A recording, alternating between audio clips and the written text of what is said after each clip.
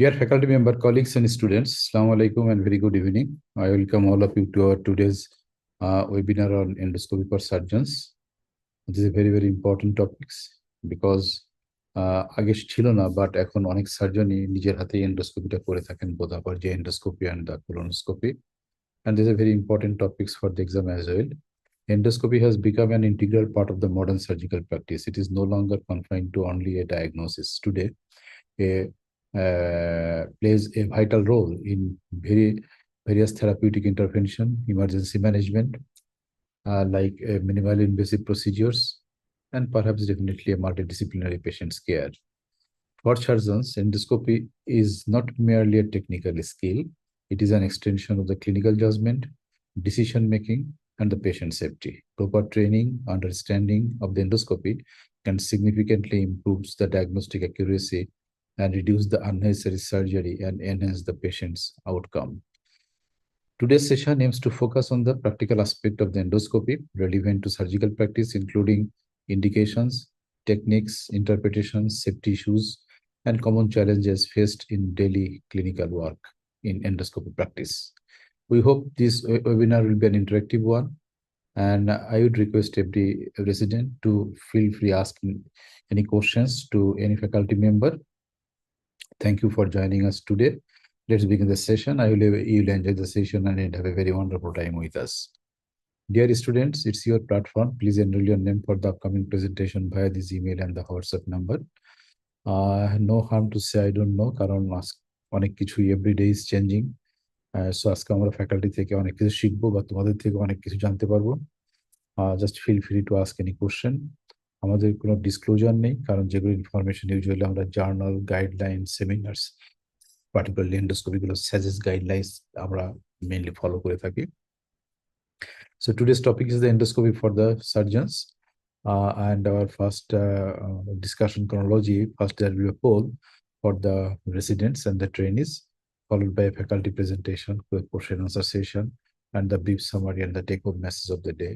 Please put your question in the chat box. Here, each and every questions will be answered. So with these few words, আমরা আমাদের first segment শুরু করি. There is the poll. Poll will be moderated by Dr. Abdullah Maruf, Assistant Professor Surgery. Maruf, can you hear me? Yes, sir. Am I audible, sir? Thank you, sir. Our first question is, during upper GI endoscopy, the safest way to enter the esophagus is option A, blind advancement, option B, under direct vision, option C, with excessive insufflation, option D, rotating the scope forcefully. The correct answer is obviously option B, under direct vision, because insertion of the endoscope into the esophagus should always be performed under direct vision, especially to avoid the trauma or perforation in the pharynx and the esophagus. And blind advancement is unsafe and may injure the structures like patient's various types of diverticular obstruction. So here the correct answer is option B, and 98% students have given the correct answer. Question number 2. Find out the false statement regarding the ergonomics of endoscopy. Option A, video monitor should be positioned directly across from the endoscopist in direct line of the site. Option B, height of the bed should be comfortable for the patients to lie down. Option C, both upper GI and lower GI endoscope patients positioned in the left lateral decubitus. Option D, during procedure, sometimes patients need to be supine or prone position. Option E, during colonoscopy, endoscopist faces back of the patient just below the patient's buttock. Here, all the statements are true except the option B. The height of the bed should be comfortable for the patient, not for the patient, should be comfortable for the endoscopist. So here the correct answer is option B, and only 12% students have given the correct answer. Question number 3. The headpiece of the endoscope should fit comfortably in the palm of the endoscopist right hand, while the shaft controlled by the left hand. Option A, true. Option B, false. Here the correct answer is obviously option B, false, because we know that during endoscopy, the handpiece is taken in the left hand, and the shaft, that means the control of the shaft, is taken in the right hand. So this answer is false. This statement is false. And 38% students only have given the correct answer. Question number 4. The retroflexion of endoscope is necessary to visualize the fundus of the stomach. Option A, true. Option B, false.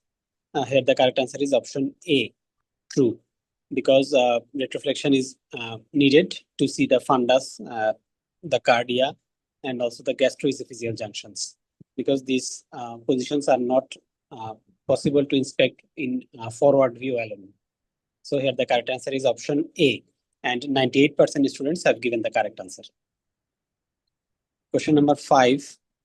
Which of the following increases the risk of perforation during therapeutic colonoscopy? Option A, looping of the sigmoid colon.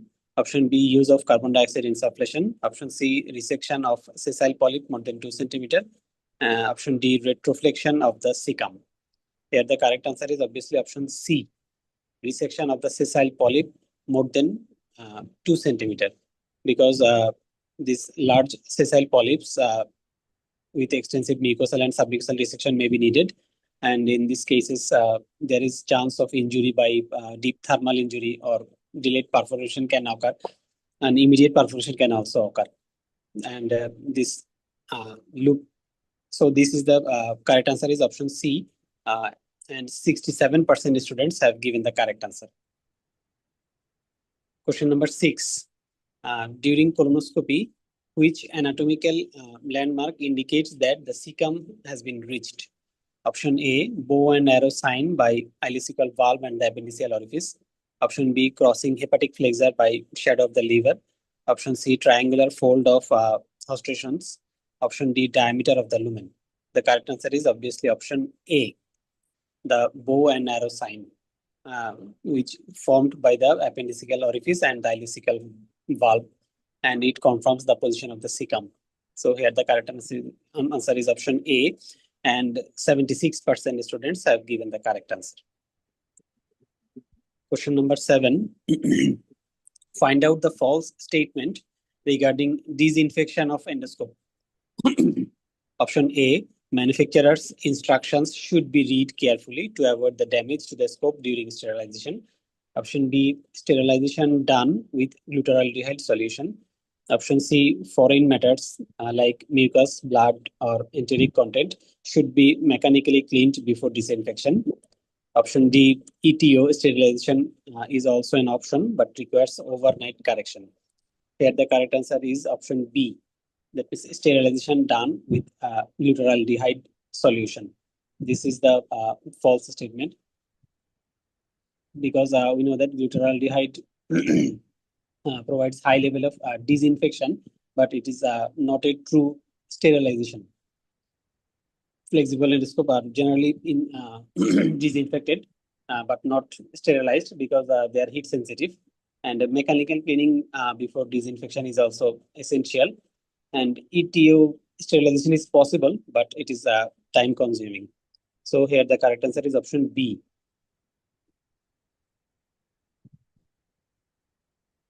And 26% students have given the correct answer. Question number 8, false statement regarding colonoscopy. Option A, silent areas of the colon and are the cecum, and most distal is the rectum and the splenic flexure. Option B, a complete colonoscopic examination should visualize the cecum, but can be missed in 5 to 10% cases. Option C, antibiotic prophylaxis is indicated for all patients. Option D, adenoma detection rate is strongest quality of indicator of colorectal carcinoma prevention. Here the correct answer is option C. That means antibiotic prophylaxis is needed. This is the false statement, because we know that during colonoscopy, antibiotic prophylaxis is not always needed. Sometimes may be needed in some high-risk cases, especially certain cardiac condition, or especially with severe neutropenia, and some specific interventional procedures when is attempted. In that cases, it may be needed.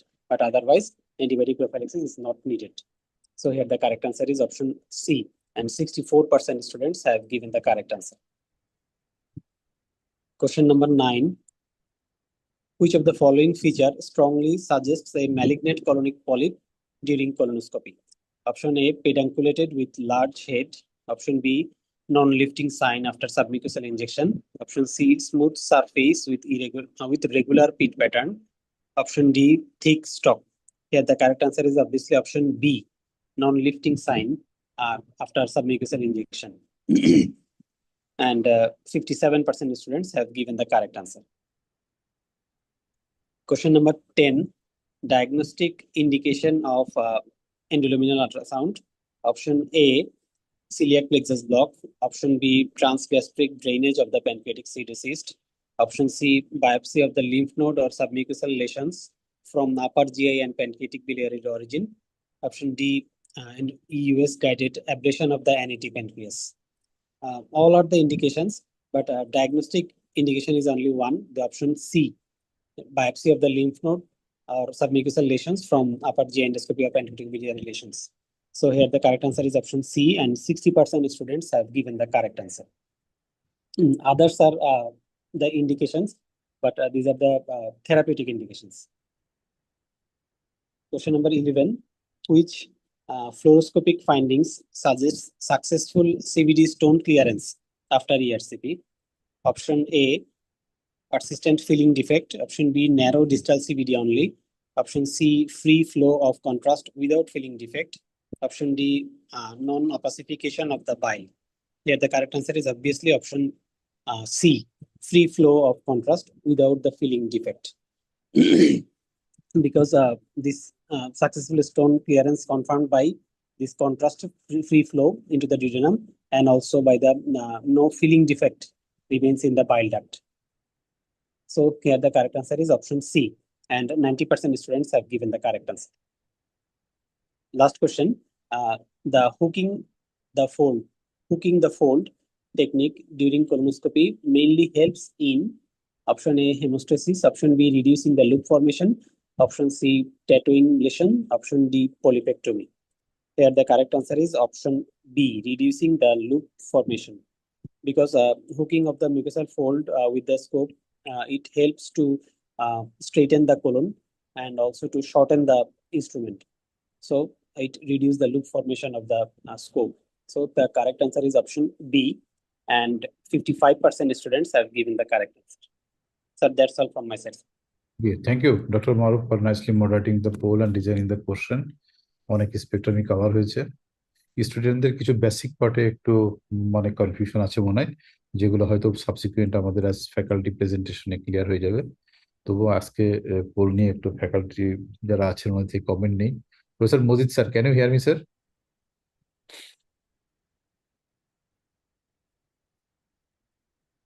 Professor Majid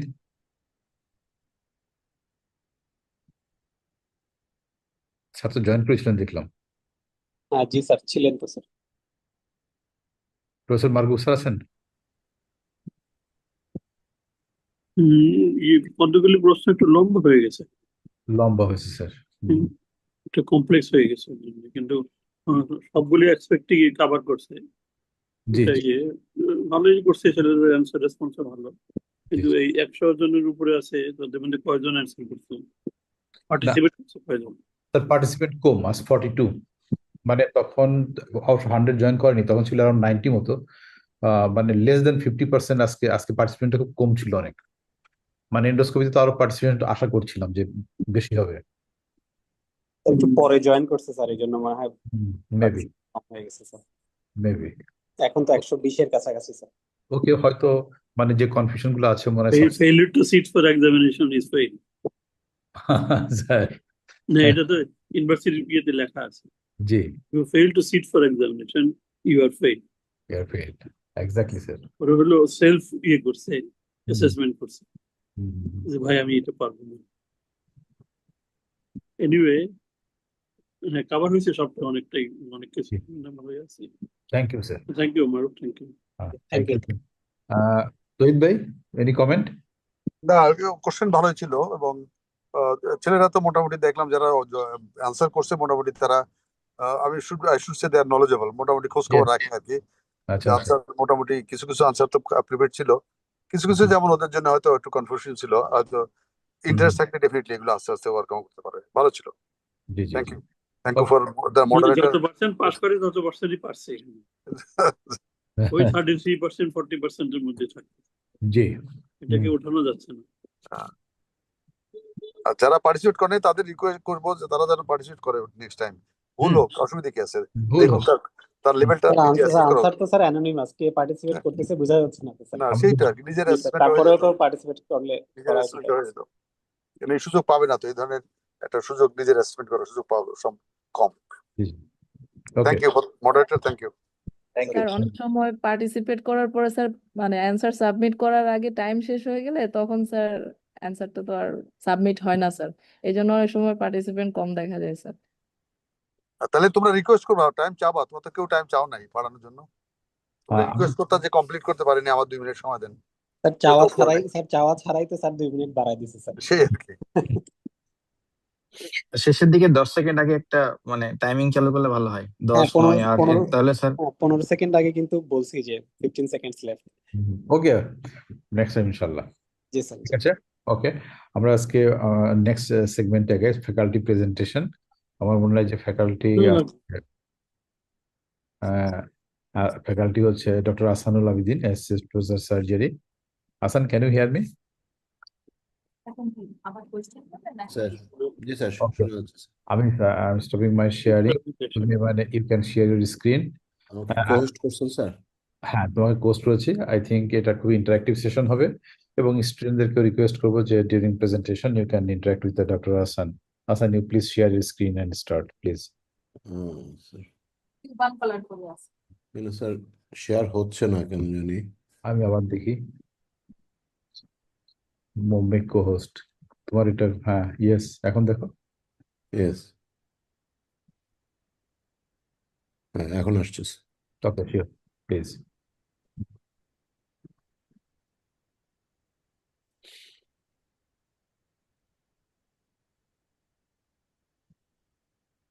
দেখা যাচ্ছে sir? Yes.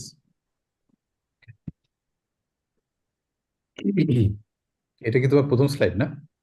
প্রথম স্লাইডটা sir introductory কথাগুলো আপনি বলে ফেলছেন, এই জন্য আমি আর স্যার ওদিকে যাচ্ছি না, আমি আচ্ছা, এখান থেকেই শুরু করি স্যার।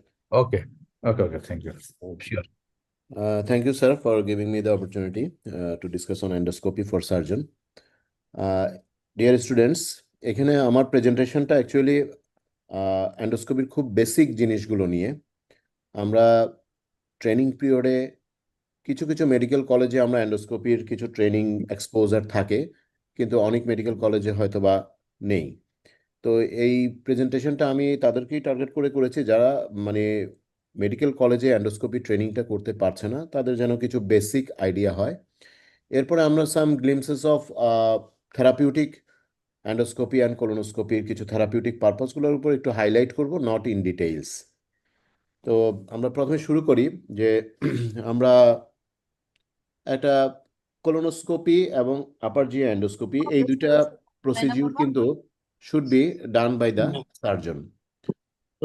বিশেষ করে আমাদের নিজস্ব পেশেন্টগুলা আমরাই নিজেরাই করা উচিত, এবং সেটা কেন করা উচিত already mentioned by our Azad sir, যে আসলে আমরা একটা পেশেন্ট যখন আমরা ডিল করব তখন সার্জিক্যাল পয়েন্ট অফ ভিউতে আমরা দেখি। অ্যাজ ফর এক্সাম্পল, একটা আপার জিআই এন্ডোস্কোপি করা হলো, সেখানে বলা হলো carcinoma stomach, antral part of the stomach, কিন্তু আমার সার্জিক্যাল পয়েন্ট অফ ভিউতে এই comment is not sufficient. Antral part of the stomach বললে সেটা actually lesser curvature, greater curvature, এগুলো কোন দিকে আছে, এবং গ্যাস্ট্রোইসোফেজিয়াল জাংশন থেকে টিউমারের ডিস্টেন্সটা কতটুকু, এগুলোর উপরে আমার সার্জিক্যাল প্ল্যানিংটা নির্ভর করে, যেটা হয়তো গ্যাস্ট্রোএন্টারোলজিস্ট ওভাবে কমেন্ট নাও করতে পারেন, কারণ উনি তো সার্জিক্যাল পয়েন্ট অফ ভিউটা হয়তো সবসময় পুরোপুরি কনসিডার নাও করতে পারেন। সেইমভাবে একটা কোলোনোস্কোপি করার সময় আমরা দেখলাম একটা টিউমার আছে, হয়তো বলা হলো স্প্লেনিক ফ্লেক্সার বা ডিসেন্ডিং কোলন বা ট্রান্সভার্স কোলন। তো এইখানে লোকেশন অনুযায়ী আমার প্ল্যান অফ ট্রিটমেন্ট কিন্তু চেঞ্জ হয়ে যাবে।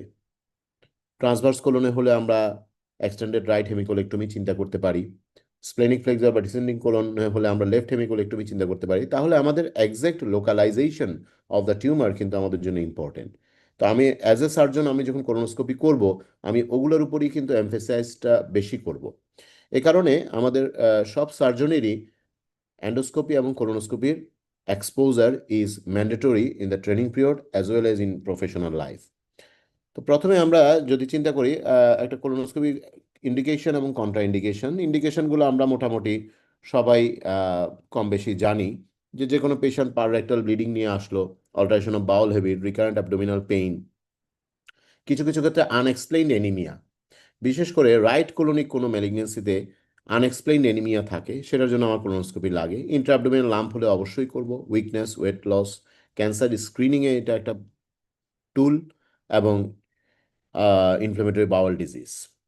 কিন্তু থেরাপিউটিক ইন্ডিকেশনস যেগুলো, সেখানে আমরা মেইনলি সার্জনরা আমরা যেটা করতে পারি যে bridging therapy in intestinal obstruction. কখনো কখনো একটা পেশেন্ট আসলো অ্যাকিউট ইন্টেস্টাইনাল অবস্ট্রাকশন নিয়ে, ওই অবস্থায় আমি ল্যাপারোটমি করলে পেশেন্টের যে আউটকাম, আমি যদি ব্রিজিং থেরাপি হিসেবে থ্রু দ্য স্ট্যান্টিং আমি এই অবস্ট্রাকশনটাকে ওভারকাম করে পরবর্তীতে পেশেন্টটাকে অপটিমাইজ করে ডেফিনিটিভ সার্জারিতে যদি আমি যাই, তাহলে পেশেন্টের outcome will be far far better. Polypectomy এটা রেগুলারই প্র্যাকটিস করা হয় থেরাপিউটিক পারপাসে। কখনো কখনো কিছু অ্যানাস্টোমোটিক সাইট ব্লিডিংয়ে আমরা করতে পারি, আর্গন বিম প্লাজমা কোয়াগুলেশন করতে পারি, ফরেন বডি রিমুভাল করতে পারি, এই ধরনের অনেকগুলো ইন্ডিকেশন আছে। কিন্তু কোলোনোস্কোপির কন্ট্রা ইন্ডিকেশন কি কেউ বলতে পারবে? Any training, any student, colonoscopy কখন আমরা করব না একটা পেশেন্টের? যদি পারফোরেশন acute থাকে intestinal obstruction. অথবা ডাইভার্টিকুলাইটিস যদি থাকে, টক্সিক মেগাকোলন বা ischaemic colitis. Hemodynamically unstable. Yes, তাহলে আমাদের যেটা বললো হেমোডাইনামিক্যালি আনস্টেবল, তাহলে আমাদের কোলোনোস্কোপি করতে গেলে তো পেশেন্টটাকে আগে হেমোডাইনামিক্যালি স্টেবল হতে হবে, বা কখনো কখনো আমাদের কোলোনোস্কোপি প্রিপারেশন দিতে হচ্ছে আমাদের ম্যাক্সিমাম ক্ষেত্রে। তাহলে একটা পেশেন্ট হেমোডাইনামিক্যালি আনস্টেবল হলে আমি প্রিপারেশন দিলে ও তো আরও ডিটোরেট করবে। তাহলে পেশেন্ট সেটেল হতে হবে 1 নম্বর। তারপরে যেই বাকি কথাগুলো বলা হলো যে পারফোরেশন থাকলে, অনেক সময় দেখা যাচ্ছে অ্যাবডোমিনাল পেইন বলছে, পেশেন্টের অ্যাবডোমিনাল ডিস্টেনশন হয়ে আছে, maybe it is tumour perforation, কিন্তু আমরা হয়তো জাস্ট লাম্প পাচ্ছি এবং ইন্টেস্টাইনাল অবস্ট্রাকশন মনে করে আমরা এটা করতে গিয়ে আরও খারাপ হয়ে যাচ্ছে পেশেন্টটা। সেমভাবে diverticulitis, toxic megacolon, ischaemic colitis, এগুলোতেও আমরা করব না। আচ্ছা, আপার জি অ্যান্ডোস্কোপি বা ইসোফেগোগ্যাস্ট্রোডিউডোস্কোপি, এগুলো ইন্ডিকেশন কন্ট্রা ইন্ডিকেশন এগুলো আমরা সবাই মোটামুটি জানি, এগুলো নিয়ে আমি আর বলতে যাচ্ছি না। আমাদের একটা জিনিস খেয়াল রাখতে হবে, এনি সোর্স অফ অ্যানোরেক্সিয়া এবং ওয়েট লস আমাদের কিন্তু হাই ইন্ডেক্স অফ সাসপিশন থাকতে হবে, এবং সেক্ষেত্রে কিন্তু আমাদের অ্যান্ডোস্কোপি এবং আপার জি অ্যান্ডোস্কোপি এবং কোলোনোস্কোপি দুইটারই আমাদের নেসেসিটি আছে।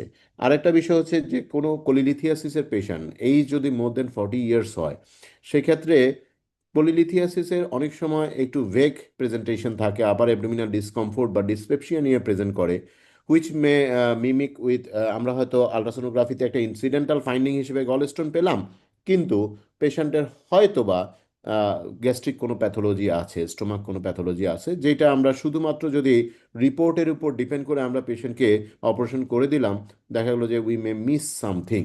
এ কারণে আফটার 40 ইয়ার্স হলে কোলিলিথিয়াসিসের পেশেন্ট হলেও আমরা একটা অ্যাটলিস্ট আপার জি অ্যান্ডোস্কোপিটা একটু করে নেওয়া উচিত স্ক্রিনিং পারপাসে।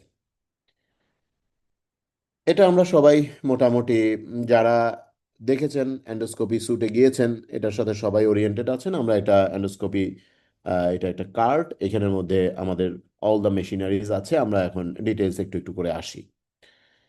এটা আমাদের যে প্রসেসর এবং লাইট সোর্স, এগুলো বিভিন্ন মডেলের মেশিন আছে। লেটেস্ট যে মডেলের মেশিন, এটাতে যেমন রাইট সাইডে যে মেশিনটা আছে সেখানে হচ্ছে ইমেজ প্রসেসর এবং লাইট সোর্স একই সাথে বিল্ট ইন করা, এবং এখানে আদার কিছু অ্যাডভান্স ফিচার্স আছে।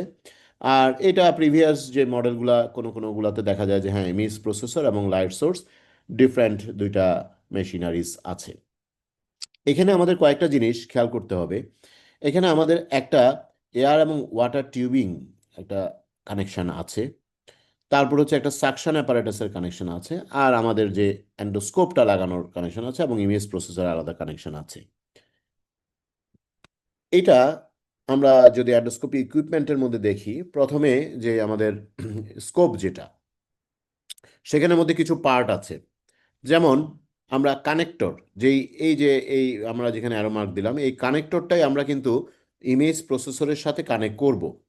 এবং এই যে কানেক্টর থেকে আমার যে কন্ট্রোল হ্যান্ডেল পর্যন্ত যে টিউবটা আসছে, এটাকে বলা হয় লাইট গাইড ক্যাবল অথবা ইউনিভার্সাল কর্ড অথবা আম্বিলিকাল কর্ডও বলে, বা আম্বিলিকাল ক্যাবেলও বলে এটাকে। তো এইটা হলো এই দিস কর্ড। দেন আমাদের কন্ট্রোল হ্যান্ডেল, যেটা আমি রাইট সাইডে দেখা যাচ্ছে কন্ট্রোল হ্যান্ডেল, এখানে অনেকগুলো পার্টস আছে, বিভিন্ন পার্টসের বিভিন্ন ফাংশন আছে, এটা আমরা আসবো। কন্ট্রোল হ্যান্ডেল থেকে যেই টিউবটা বেরোচ্ছে, this is the flexible insertion tube, অর্থাৎ এটাই আমি আমাদের বডিতে ইনসার্ট করব। এটার কোলোনোস্কোপি এবং আপার জি অ্যান্ডোস্কোপি দুটারই মোটামুটি অ্যানাটমিক্যালি সেম, জাস্ট সাইজের কিছুটা ডিফারেন্স আছে, লুমিনাল ডায়ামিটারের ডিফারেন্স আছে। আপার জি অ্যান্ডোস্কোপিটা রিলেটিভলি এটা মানে এটার সাইজটা একটু, ডায়ামিটারটা কম, এবং কোলোনোস্কোপের ডায়ামিটারটা বেশি। এবং এখানে ডিজিটাল টিপের মধ্যেও অনেকগুলো অপশানস আছে, সেটা আমরা আসছি। এখন আমাদের যে কন্ট্রোল হ্যান্ডেল, এখানে আমরা যদি খেয়াল করি, এখানে আমাদের দুইটা হুইল আছে, মেইনলি দুইটা হুইল আছে। একটা হচ্ছে up and down tip angulation, large হুইলটা দিয়ে আমরা আপ অ্যান্ড ডাউন করতে পারি ফ্লেক্সিবল স্কোপটাকে, ফ্লেক্সিবল ইনসার্শন টিউবটাকে আপ অ্যান্ড ডাউনে ফ্লেকশন করা যায়। এবং যেটা স্মল হুইল, সেটা দিয়ে right and left tip angulation করতে পারি। এবং এখানে দুটা লক আছে, যেমন এই জায়গার যে স্মল হুইলের সামনে যে লকটা, সেটা হচ্ছে স্মল হুইলের লক, অর্থাৎ এটা রাইট অ্যান্ড লেফট অ্যাঙ্গুলেশন লক। এবং লার্জ হুইলের পিছনে যে লকটা, সেটা হচ্ছে আপ অ্যান্ড ডাউন অ্যাঙ্গুলেশন লক। এরপরে এখানে আরও দুটো চ্যানেল আছে। একটা হচ্ছে এয়ার অ্যান্ড ওয়াটার বাটন। এটার উপর আমি যখন ফিঙ্গারটাকে লাইটলি প্রেস করে রাখবো, তখন এই যে ফ্লেক্সিবল ইনসার্শন টিউব দিয়ে এয়ার যাবে, আইদার ইন দ্য কোলন অথবা স্টোমাকের মধ্যে এয়ার যাবে। এবং আমি যখন এটাকে একটু জোরে প্রেস করব, তখন এখান দিয়ে ওয়াটার যাবে, এই স্কোপ দিয়ে ওয়াটার পাস করবে। এটার ভিতরে চ্যানেল আছে, সেটাও আমি দেখাবো একটু পরে। আর যে সাকশন টিউব, সাকশন বাটন, এটা দিয়ে আমি এই যে থ্রু দা ফ্লেক্সিবল ইনসার্শন টিউবে, এখানে একটা সাকারের একটা ওয়ে আছে, পাথওয়ে আছে, আমি এখানে ভিতরে যখন কিছু ফ্লুইড থাকতে পারে, গ্যাস্ট্রিক জুস, কোলোনোস্কোপি করার সময় ওখানেও কিছু ইন্টেস্টাইনাল কন্টেন্ট থাকে, অনেক সময় কিছু ক্লিয়ার ফ্লুইড থাকে, ব্রাউন ফ্লুইড থাকে, ওগুলো আমরা সাকশন করে নিতে পারি। আর উপরে কিছু প্রোগ্রামেবল বাটন আছে, এটা দিয়ে আমরা ছবি তুলতে পারি। এনবিআই ন্যারোব্যান্ড ইমেজিং এর কিছু বাটন আছে, এরকম কতগুলো প্রোগ্রামেবল বাটন আছে। নিচের দিকে আরেকটা চ্যানেল দেখা যাচ্ছে, যেটা কন্ট্রোল হ্যান্ডেলের একেবারে নিচের দিকে, এটা হচ্ছে ইনস্ট্রুমেন্ট চ্যানেল। অর্থাৎ এই চ্যানেল দিয়ে আমি বিভিন্ন ইনস্ট্রুমেন্ট ইনসার্ট করব। যেমন আমি একটা বায়োপসি নিতে চাচ্ছি, আমি বায়োপসি ফোর্সে ইনসার্ট করতে পারি। আমি পলিপেক্টমি করতে চাচ্ছি, সেক্ষেত্রে আমি স্নেয়ার পলিপেক্টমির যে ফোর্সেপ, সেটা এখান দিয়ে আমি দিতে পারি। এইভাবে যে কোনো ইনস্ট্রুমেন্ট আমি এই চ্যানেল দিয়ে আমি ইনসার্ট করব। এবং কন্ট্রোল হ্যান্ডেল যেটা, সেটা এই যে ইনসার্শন চ্যানেলের নিচে এভাবে একটা রেগুলেটরের মতো থাকে, 1 2 0 1 2 3 4 বলে একটা রেগুলেটর থাকে। এই রেগুলেটরটা দিয়ে আমি আমার যে ফ্লেক্সিবল অ্যান্ডোস্কোপটা, এটাকে স্টিফেনিং করতে পারি।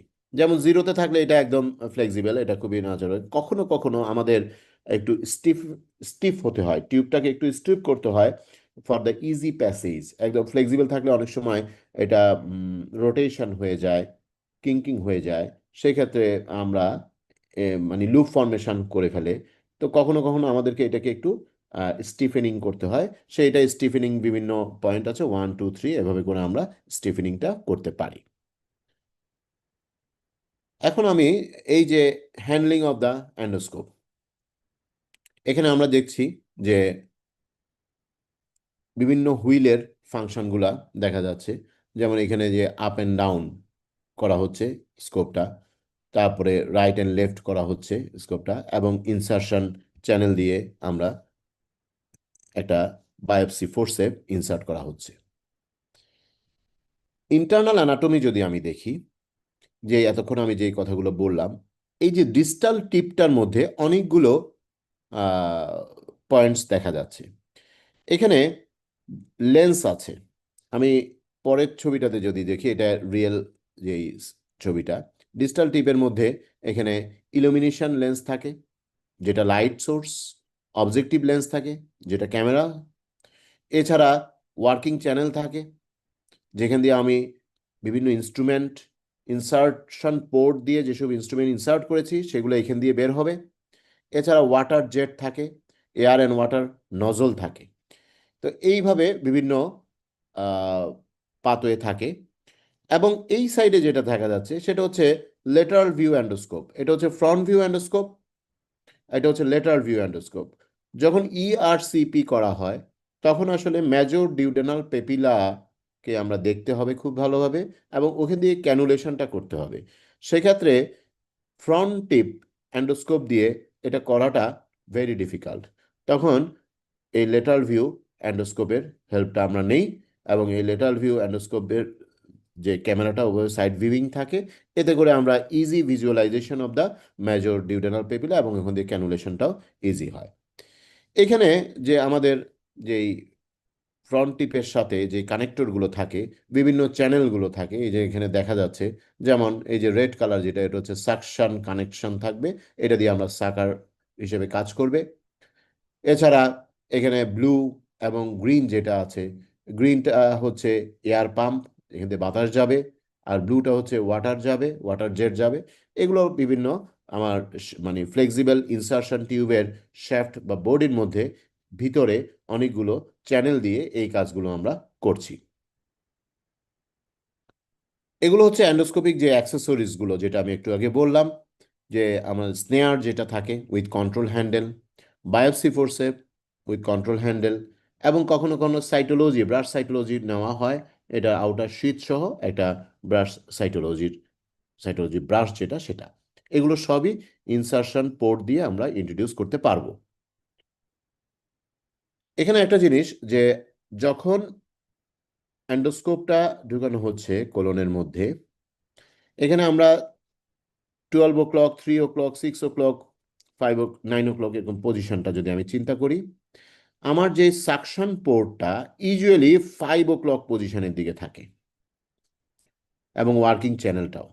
তাহলে আমি যখন দেখব যে ফ্লুইড আছে কোলনের ভিতরে, আমার সাকশন করার সময় আমি স্কোপের পজিশনটা ওভাবে করতে হবে যেন এই সাকশন পোর্টটা 5 o'clock পজিশনে আসে। আমি যদি এই ওপেনিংটা যদি 3 o'clock বা 1 o'clock পজিশনে রেখে আমি যদি সাকশন করতে থাকি, দেখা যাবে কোলনটা কোলাপস করবে কিন্তু ফ্লুইডটা আসবে না।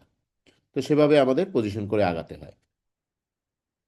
এখন আমি কিছু বেসিক মুভমেন্ট অফ এন্ডোস্কোপ এটা নিয়ে কথা বলবো, যেমন হোল্ডিং দ্য এন্ডোস্কোপ, কিভাবে আমি এন্ডোস্কোপটা ধরবো, টর্ক কিভাবে করব, up and down, right and left নব কন্ট্রোল কিভাবে করব, এবং আরেকটা জিনিস 1-to-1 মুভমেন্ট। এই চারটাই কিন্তু বেসিক মুভমেন্ট, এগুলো আমাদের ধারণা থাকতে হবে। যেমন আমি যদি এই ভিডিওটা দেখি, Grab the control section firmly with your left hand. In order to control the colonoscope properly, make sure that the long insertion tube always lies on the table and not hanging down. Hold the insertion tube around 30 centimeters distance from the anus. এই যে ভিডিওটাতে এখানে দেখা যাচ্ছে যে single person, একজনই করছেন, যিনি করছেন উনি ওনার লেফট হ্যান্ডে কন্ট্রোল হ্যান্ডেলটা রেখেছেন এবং রাইট হ্যান্ড দিয়ে ফ্লেক্সিবল ইনসার্শন টিউবটা ইন্ট্রোডিউস করছেন। এটা সিঙ্গেল হ্যান্ডেড। তো এভাবে করা যেতে পারে। কখনো কখনো আমরা আমাদের একজন হয়তো অ্যাসিস্ট্যান্টের হেল্প নিতে পারি। সেক্ষেত্রে যিনি করবেন উনি ওনার দুইটা হ্যান্ডই কন্ট্রোল হ্যান্ডেলের উপর রাখবেন, আর যিনি অ্যাসিস্ট্যান্ট সে ইনসার্শন টিউবটাকে ইনসার্ট করবেন। কিন্তু পজিশনটা এভাবে হবে, এবং এটা অ্যানাস থেকে একটু ডিস্টেন্সে, যেটা বললো 30 সেন্টিমিটার ডিস্টেন্সে ধরতে হবে। Grab the control section firmly with your এরপর হচ্ছে টর্ক। টর্কটা কি জিনিস আমরা একটু দেখি ভিডিওটা। By twisting your left wrist perpendicular to the axis of the colonoscope, you will easily achieve the right and left movement of the insertion tube. By twisting and torquing the insertion tube to the right and left with your fingers, you can also achieve similar movements. তাহলে টর্কটা হচ্ছে just right and লেফটে মুভমেন্টটা করা। সেটা আমি control হ্যান্ডেলে কিভাবে করা হচ্ছে এবং ফ্লেক্সিবল ইনসারশন টিউবের মধ্যে কিভাবে করা হচ্ছে দুইটা ভিডিওই আমরা দেখলাম। আমি রাইট অ্যান্ড লেফট মুভমেন্টটা করতে পারি। By twist এরপর হচ্ছে নব control. Use the first joint of your thumb to control the up and down angulation knob. Use the tip of your thumb to control the right and left angulation knob. Repeat these movements until you feel comfortable with the knob angulation movement. তো আমরা যখন single handed করব তখন কিন্তু আমাকে দুইটা হুইলই একটা thumb দিয়েই মুভমেন্ট করতে হচ্ছে। সেক্ষেত্রে আমরা থাম্বের যেটা প্রক্সিমাল ফ্যালেক্সটা আসলে আপার হুইলের মুভমেন্টের জন্য, আর থাম্বের টিপটা আমরা স্মল হুইল যেটা রাইট অ্যান্ড লেফট অ্যাঙ্গুলেশন করে সেটার জন্য ইউজ করতে পারি। আর যখন আমরা দুই হাত ইউজ করব তখন আমরা ইজিলি দুই হাত দিয়েই দুইটা নবকে আমরা মুভমেন্ট করতে পারবো। এখন আসি যে 1-to-1 মুভমেন্ট, এটা কি জিনিস? কখনো কখনো আমি যখন টিউবটাকে ইনসার্ট করব, টিউবটা লুপ ফরমেশন করে ফেলবে। আমি যদি এটা চিন্তা করি যে কোলনের ভিতরে টিউব ইনসার্টেড হলো and there is a formation of a loop, তখন কি হবে? আমি স্কোপটাকে যত পুশ করব লুপটা তত বড় হবে এবং ডিস্টাল টিপটা তত নিচের দিকে চলে আসতে থাকবে, এটা সামনের দিকে যাবে না। তো সেই ক্ষেত্রে আমাদের যেটা 1-to-1 মুভমেন্ট ইজ ইম্পর্টেন্ট। এই যে আমি এটাকে সামনে পিছনে করছি, আমার ভিশনটাও সামনে পিছনে হচ্ছে। কিন্তু যদি আমি এটাকে 1-to-1 মুভমেন্ট না হয়, এই সামনে পিছনে করার সাথে সাথে আমার ভিশনটাও যদি এভাবে সামনে পিছনে না হয়, তাহলে আমার বুঝতে হবে যে ওখানে আমার লুপ ফরমেশন অলরেডি হয়ে গেছে। এখন আসি আরো কিছু কাজ আমাদের করতে হবে। এই যে আমাদের এই যে দুইটা সুইচ আছে, একটা দিয়ে আমি বলেছি এয়ার অ্যান্ড ওয়াটার কন্ট্রোল, আর এটা হচ্ছে সাকশন। তো এখন আমরা যখনই বডিতে ফ্লেক্সিবল ইনসারশন টিউবটা ইনসার্ট করব তার আগে আমাদের এই কাজগুলো করতে হবে। যে এখানে চাপ দিয়ে এই যে ওয়াটার সাপ্লাইটা ঠিক আছে কিনা আমি দেখে নিলাম, ঠিক আছে। দেন আমি এয়ারটা এই যে লাইটলি চেপে রাখলে এখানে দেখা যাচ্ছে বাবেল হচ্ছে, অর্থাৎ এয়ার চ্যানেলটা ঠিক আছে কিনা আমি দেখে নিলাম। কারণ আমি বডিতে ঢুকানোর পরে দেখলাম যে এয়ার চ্যানেল কাজ করছে না, ওয়াটার যাচ্ছে না, তাহলে তো আমি ডিফিকাল্টিজে পড়বো। এটা আমাকে আগেই চেক করে নিতে হবে। এরপরে এই যে আমি সাকশন যে চ্যানেল, ওটার উপর আমি চাপ দিয়ে দেখতে হবে যে আমার সাকারটা কাজ করছে কিনা। এই যে সাউন্ড হচ্ছে, দ্যাট মিনস আমার সাকারটা কাজ করছে। তো এইভাবে করে আমাকে বডিতে ইন্ট্রোডিউস করার আগেই সবগুলো আমাকে চেক করে নিতে হবে। আচ্ছা, এখন আসি একটা রুম সেট আপ লাগবে। যেমন ইসোফেগো গ্যাস্ট্রোডুওডেনোস্কোপি করার জন্য অর্থাৎ আপার জিআই এন্ডোস্কোপি করার জন্য এই রুম সেট আপটা এই ধরনের থাকতে হবে। এখানে এন্ডোস্কোপিস্ট যিনি করছেন এবং পেশেন্টের বডিটা বা পেশেন্টের মাউথ এবং মনিটর এটা সেম লাইনে থাকতে হবে। আদারওয়াইজ যিনি করবেন ওনার যদি মনিটরটা যদি এদিকে থাকে বা অন্যদিকে থাকে তাহলে কিন্তু তার দেখতে কষ্ট হবে বা তার সার্ভাইকাল স্পন্ডাইটিস যিনি করছেন তারই ঘাড়ে ব্যথা হয়ে যাবে। ওভাবে করে করা যাবে না। একজন অ্যাসিস্ট্যান্ট থাকতেছে, অনেক সময় অপশনাল কিছু মনিটর থাকতে পারে, আর অ্যান্ডোস্কোপের যে কার্ড যেটা সেটা এদিকে থাকবে। এবং অবশ্যই এখানে অক্সিজেন, সাকশন এবং মনিটরিং ডিভাইস থাকতে হবে।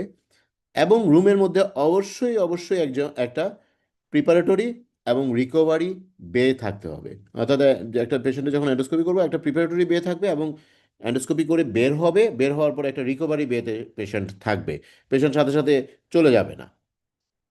এগুলো হচ্ছে সেফটি ইস্যু।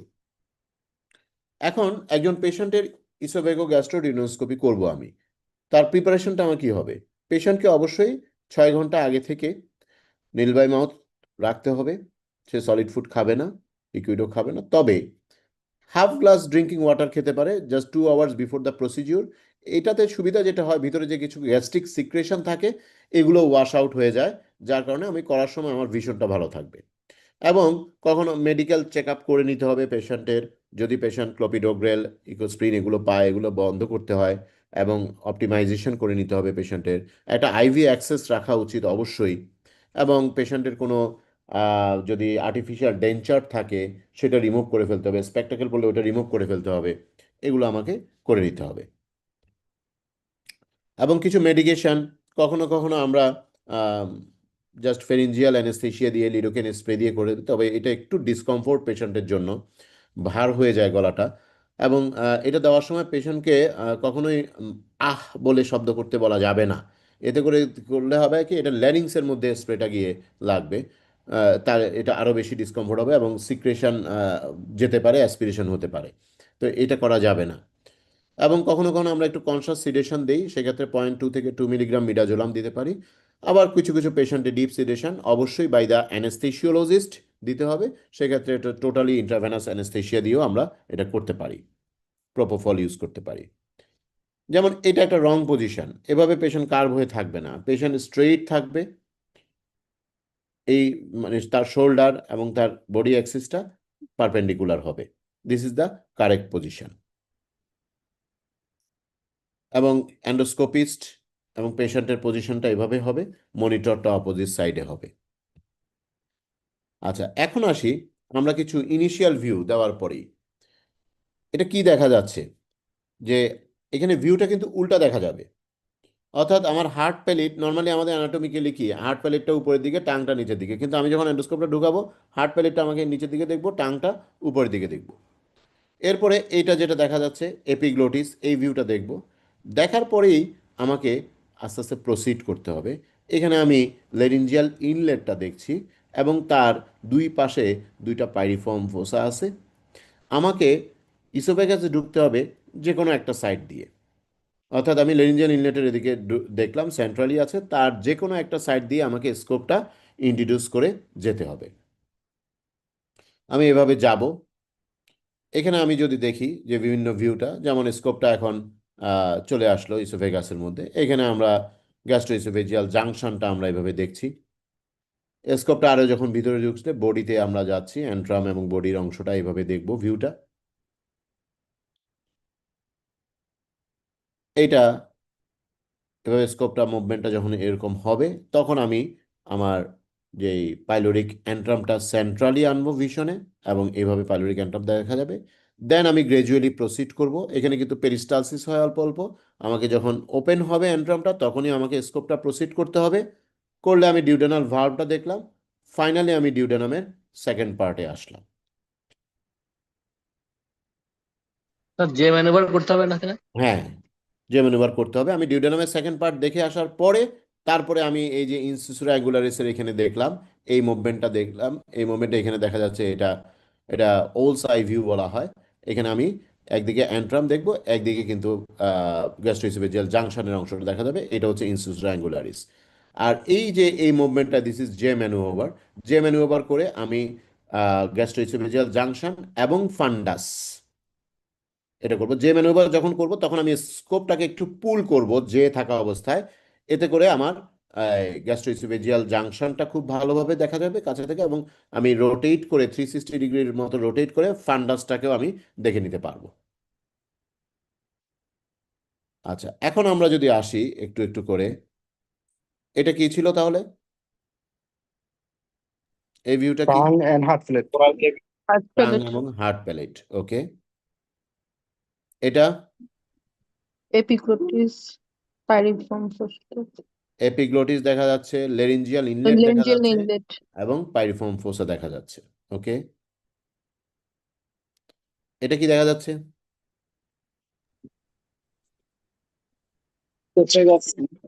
Gastroesophageal junction. না, জাংশন এখানে দেখা যাচ্ছে না। হ্যাঁ, ট্রাকিয়ার ইমপ্রেশনস গুলো দেখা যাচ্ছে এবং ইসোফেগাস দেখা যাচ্ছে, ওকে। আপার ইসোফেগাস, এটা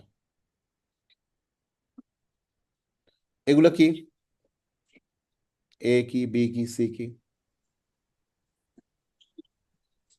upper esophagus, A, esophageal junction B. Esophageal junction Gastroesophageal B R A C A হচ্ছে হচ্ছে J মিড fundus. ইসোফেগাস হুম B হচ্ছে আপনার Esophagitis. গ্যাস্ট্রোএসোফেজিয়াল জাংশন হুম C হচ্ছে ফান্ডাস sir okay cardia and fundus, cardia okay and yes upper esophagus Esophagus. jet line in the lower Line. esophagus and gastroesophageal junction আর হচ্ছে যে cardia and Cardia and fundus of the fundus. stomach okay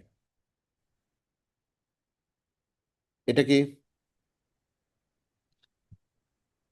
body sir greater Body. Curvature body yes greater কার্ভেচারের রোগীগুলো দেখা যাচ্ছে এই সাইডে laser কার্ভেচারও দেখা যাচ্ছে এটা ইনসুরা অ্যাঙ্গুলারিস ইনসুলা অ্যাঙ্গুলারিস আর আর এটা এটা হচ্ছে অ্যান্ট্রাম অ্যান্ট্রাম এটা আপার বডি গ্যাস্ট্রিক অ্যাঙ্গেল যেটা ইনসুলা অ্যাঙ্গুলারিস এবং গ্যাস্ট্রিক অ্যান্ট্রাম ওকে ঠিক আছে এটা ফার্স্ট পার্ট কয়টা second part duodenal valve, First part of the duodenum. second Yes. part of the duodenum মনে হচ্ছে। ওকে তাহলে Part of সেকেন্ড duodenal পার্টে আমরা valve. এই ধরনের ফোল্ড গুলো দেখব এবং part. এই জায়গায় যে একটু প্রমিনেন্ট দেখা যাচ্ছে আমার কার্সরটা যেখানে এখানে Papilla. মেজর ডিউডেনাল প্যাপিলা আর এটা হচ্ছে ডিউডেনাল বাল্ব Valve. ঠিক আছে ওকে এখন আমরা আপার জি এন্ডোস্কোপির কিছু ডায়াগনোসিস একটু আসি স্যার আগে ছবিটা একটু দিবেন স্যার ওকে আচ্ছা এখন আমরা আপার জি এন্ডোস্কোপির কিছু এতক্ষণ তো নর্মাল অ্যানাটমি দেখলাম এখন কিছু ডিজিজ কন্ডিশন একটু দেখার চেষ্টা করি এইটা কি বোঝা যাচ্ছে Hiatal hernia. হাইডাস হ্যাঁ, হার্নিয়া Yes. আমরা এতক্ষণ ফান্ডাসটা যেভাবে দেখেছি তো এটা কিন্তু সেরকম নয় এখানে আমরা ফান্ডাস এবং গ্যাস্ট্রোইজোভিয়াল জাংশনটা এখানে দেখা যাচ্ছে যে একটা রিম আছে এর উপরে কিন্তু একটা অংশ আছে দ্যাট ইজ হায়াটাল হার্নিয়েশন হয়েছে এটা কি এটা একটেশিয়াস গ্যাস্ট্রিয়াস Some tear, mallory tear, এক্সপেশাস special malaria tear. আচ্ছা Tear, কেউ টিয়ার malarious বলছে tear. কেউ অ্যাকটেশিয়া বলছে এটা অ্যাকচুয়ালি ম্যালোরিউস টিয়ার এই যে দেখো লঙ্গিটিউডিনাল টিয়ার হয়ে গেছে এটা কি The esophagitis, reflex esophagitis. Reflux yes exactly এটা রিফ্লাক্স ইসোফেজাইটিস হ্যাঁ এটা কি বেটাই Barrett's. ব্যারেটস ইসোফেগাস ওকে এখানে যেটা জেড লাইন যেটা থাকে গ্যাস্ট্রোইসোফেজিয়াল জাংশনে সেটা অনেক উপরের দিকে চলে আসছে ঠিক আছে এটা ব্যারেটস ইসোফেগাস এটা কি দেখা যাচ্ছে Varices. এটা অনেক বড় কিছু ইসোফেজিয়াল ভেরিস যেটা সিএলডির একটা ফিচার এবং সেক্ষেত্রে আমাদের একটু ইসোফেজিয়াল ব্যান্ড লাইগেশনও করতে হয় থেরাপিউটিক পারপাসে এটা হচ্ছে ইসোফেজিয়াল ভ্যারিসেস এটা কি এটা গ্রোথ স্যার একটা গ্রোথ দেখা যাচ্ছে ইয়েস ইসোফেজিয়াল ক্যান্সার স্যার আগের স্লাইডটা একটু দেখা যাবে স্যার এটার আগের slide thank you sir okay এটা কি দেখা যাচ্ছে Stenosis. Pyloric stenosis. Antral yes এটা পাইলোরিক স্টেনোসিস এটা কি পাইলট গ্রোথ স্যার Yes, এখানে এই যে অ্যান্ট্রামটা এখানে দেখা যাচ্ছে এখানে একটা পাইলোরাসে একটা গ্রোথ মানে seems to be malignant disease হ্যাঁ অ্যান্ড্রাল কার্সিনোমা এখন আসলে থেরাপিউটিক কিছু আপার জি এন্ডোস্কোপির কিছু ছবি দেখি যেমন এটা কি করা হয়েছে স্যার ব্যান্ডিং করা Band ligation. Band Yes. ligation. Oesophageal band ligation করা Band হয়েছে এখানে কি করা হচ্ছে Clipping. ক্লিপিং Clipping করা হচ্ছে। হচ্ছে। Clipping করা হচ্ছে অ্যাক্টিভ ব্লিডিং আছে আমরা ওয়াটার জেট দিয়ে আগে একটু পরিষ্কার করে নিলাম তারপর এখানে একটা ক্লিপিং করা হচ্ছে endoscopic clipping of the bleeding vessels এখানে কি করছে মেটালিক স্টেপিং করা হচ্ছে সেলফ এক্সপ্যান্ডিং মেটালিক করা হচ্ছে ঠিক আছে এটা ডিউডেনামে করা হয়েছে আচ্ছা এই ধরনের একটা কনসেন্ট ফর্ম থাকা উচিত এটা প্রত্যেক সেন্টারেই ইউজুয়ালি থাকা উচিত এন্ডোস্কোপির জন্য এখন কোলোনোস্কোপির জন্য আমাদের রুম সেট আপটা একটু ডিফারেন্ট হবে আপার জি এন্ডোস্কোপির জন্য সময় যেরকম পেশেন্টের সামনে এন্ডোস্কোপিক দাঁড়াচ্ছে এখন কিন্তু পেশেন্টের বাটক এন্ডে দাঁড়াবে, পিছনে দাঁড়াবে, তবে প্রিন্সিপাল একই, যে এন্ডোস্কোপিস্ট ইনসারশন পয়েন্ট অর্থাৎ বাটক এবং মনিটর সেম অ্যাক্সিসে থাকতে হবে। এটা লেফট ল্যাটারাল পজিশনে করা হয়, কখনো কখনো আবার পেশেন্টকে ডর্সাল পজিশনেও আমরা এটা কিছু কিছু ক্ষেত্রে রোটেশন করে নিতে হয়। যখন অ্যাঙ্গুলেশনগুলো ক্রস করা হয়, ডিফিকাল্টিস হয়, তখন আমরা রোটেশন করে নিতে পারি। কোলোনোস্কোপির প্রিপারেশনটা কিভাবে দেওয়া হয়? আমাদের মেইন টার্গেট হচ্ছে আমাদের কোলনের কন্টেন্টটাকে পুরোপুরি ক্লিয়ার করতে হবে। এই কারণে আমি লো ফাইবার ডায়েট, 3 দিন আগে থেকে লো ফাইবার ডায়েট খেতে বলা হয়। Clear liquid but not solid food on the day before colonoscopy. Nil by mouth before the procedure, 2 hours before the procedure, কিন্তু এর আগে সে ক্লিয়ার লিকুইড, ওআরএস, ডাব ওয়াটার এগুলো খাবে। পার্গেটিভ প্রেফার করা হয়, আমরা পলিইথিলিন গ্লাইকল অথবা sodium picosulphate 4 litre should be taken in divided dose 12 hours before the procedure. একটা সময় ম্যানিটল ব্যবহার করা হতো, কিন্তু ম্যানিটল এখন অ্যাভয়েড করা হয় as it may be fermented into explosive gases. এই জন্য আমরা ম্যানিটল দিয়ে পাওয়ার প্রিপারেশন দিব না, আমরা পলিইথিলিন গ্লাইকল অথবা সোডিয়াম পিকোসালফেট প্রেফার করব। কোনো কোমরবিডিটি থাকলে সেগুলোর মেডিকেশনগুলো আমাকে অ্যাড্রেস করতে হবে, অবশ্যই ইনফর্ম কনসেন্ট নিতে হবে। অ্যান্টিবায়োটিক প্রোফাইল্যাক্সিস কোশ্চেনেবল, যেটা অলরেডি আমাদের পোলিংয়ে মারুফ বলেছে, এটা অ্যান্টিবায়োটিক প্রোফাইল্যাক্সিস কোশ্চেনেবল, এটা না দিলেও হয়। এখন আসি, আমি একটা কেস সিনারিও দিলাম যে একজন পেশেন্ট আসলো, 62 years male, presented with feature of subacute intestinal obstruction with a palpable lump in the left hypochondriac region. ওকে, এবং এই পেশেন্টের সিটি স্ক্যানটা এই ধরনের দেখা যাচ্ছে যে একটু গাটগুলো একটু ডাইলেটেড আছে, এয়ার ফ্লুইড লেভেল দেখা যাচ্ছে, এবং এই জায়গায় একটা কনস্ট্রিক্টিং একটা গ্রোথ আছে। এইটাই লেফট হাইপোকন্ড্রিয়াক রিজনের লাম্পটা আমি পালপেট করে পাচ্ছি। এখন আমাকে যেহেতু এখানে একটা লাম্প আছে, আমাকে অবশ্যই এটা টিস্যু ডায়াগনোসিস লাগবে, অর্থাৎ আমাকে কোলোনোস্কোপি করতে হবে। How to give preparation for colonoscopy to this patient? স্টুডেন্টরা বলো, কিভাবে আমি এখন এটাকে কোলোনোস্কোপি করব? পেশেন্টটা কিন্তু বাউল একটু একটু মুভ করে, করে না যে তা না, একটু একটু মুভ করে, তবে কিছুটা অ্যাবডোমিনাল পেইন আছে, ক্র্যাম্পিং পেইন হয়, সাবএকুট ইন্টেস্টাইনাল অবস্ট্রাকশন একটা ফিচার আমরা দেখছি সিটিতে। এখন আমি কিভাবে তার কোলোনোস্কোপি প্রিপারেশনটা দিব? এই ক্ষেত্রে সাথে এনেমা দিতে হবে স্যার। মানে সাথে এনেমা মানে মানে পার্গেটিভস প্লাস এনেমা, এটা পার্জেটিভস দেওয়া যাবে না স্যার, সাবএকিউট ইন্টেস্টিনাল অবস্ট্রাকশন। আচ্ছা, পার্গেটিভ দেওয়া যাবে না, তাহলে ক্লিন করব কিভাবে?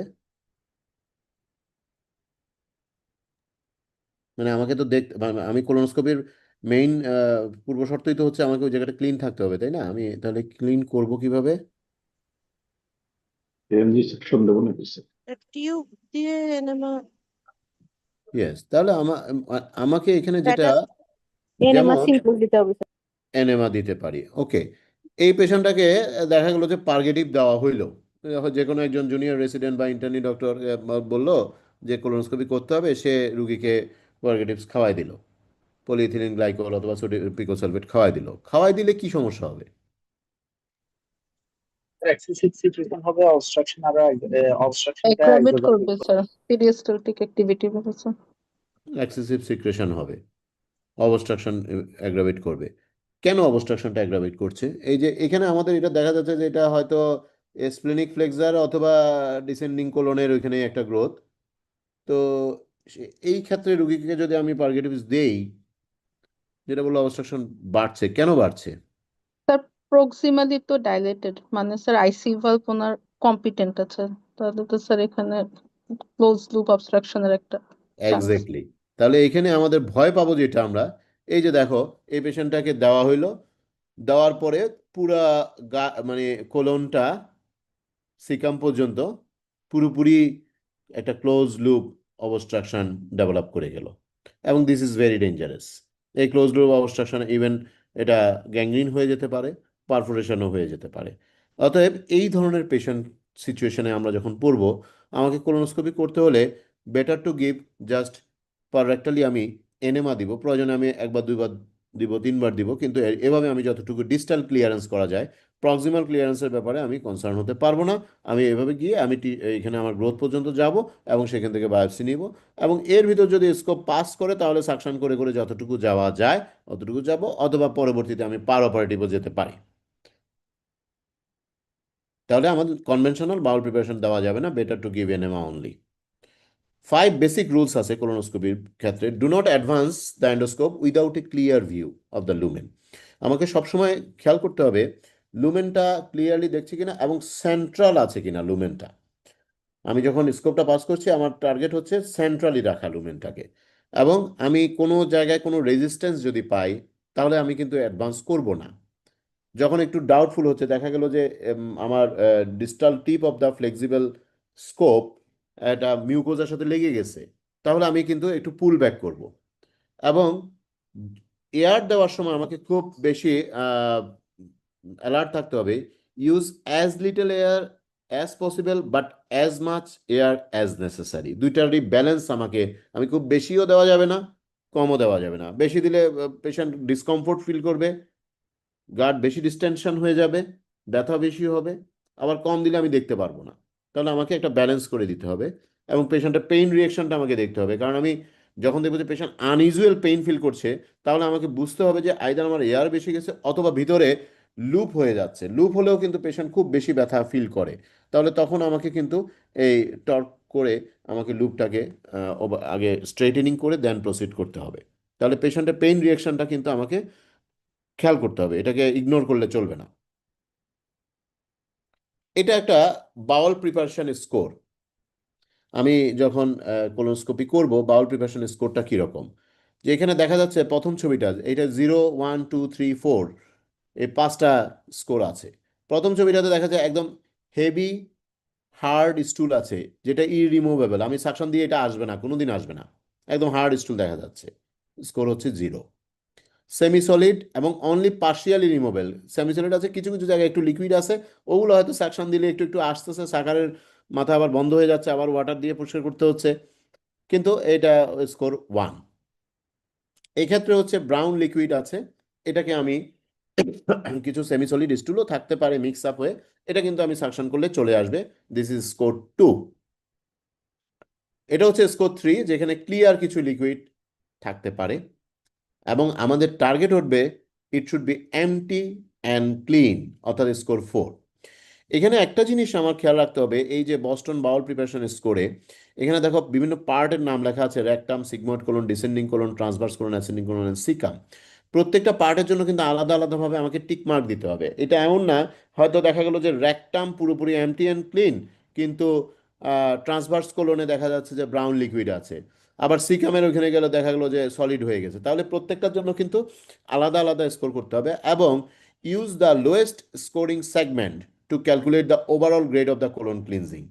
আমি যেটাতে লোয়েস্ট পাবো সেটাকেই আমি স্কোর হিসেবে ধরে নিতে হবে, এবং যদি আমার স্কোরটা 1 or more সেগমেন্ট স্কোর 0, তাহলে এটা D grade. 1 or more segment score 1, C grade. 1 or more segment score 2, B grade. এবং এ গ্রেড মানে হচ্ছে অল সেগমেন্ট স্কোরড 3 অথবা 4, এবং অল সেগমেন্ট স্কোর 3 and 4টাই আমরা, অর্থাৎ এ গ্রেড এবং বি গ্রেডে আমরা মোটামুটি সাকসেসফুলি কোলোনোস্কোপি করতে পারবো, কিন্তু সি গ্রেড এবং ডি গ্রেডে আমি কিন্তু সাকসেসফুলি করতে পারবো না। আমি অনেক ডায়াগনোসিস মিস করে ফেলতে পারি, যে ফিকাল ম্যাটারের নিচে হয়তো কোনো লিশন থাকতে পারে, কোনো পলিপ থাকতে পারে, কোনো ম্যালিগন্যান্স আলসার থাকতে পারে, উই মে মিস। সেক্ষেত্রে আমাকে পোস্টপন করতে হবে প্রসিডিউরটা, পেশেন্টকে আবার বাউল প্রিপারেশন দিয়ে ক্লিয়ার করে আমাকে দেখতে হবে। এখন আমরা কিছু কোলোনোস্কোপিক অ্যানাটমি একটু দেখি। নর্মাল কোলোনোস্কোপিক অ্যানাটমি এটা কি? অ্যানাল ক্যানাল, অ্যানাল কুশন দেখা যাচ্ছে। Anal cushion, anal canal. Anal cushion দেখা যাচ্ছে অ্যানাল ক্যানালে, ফাইন। এটা কি? রেকটাম। রেকটাম। কিভাবে বুঝলাম? কিভাবে বুঝলাম?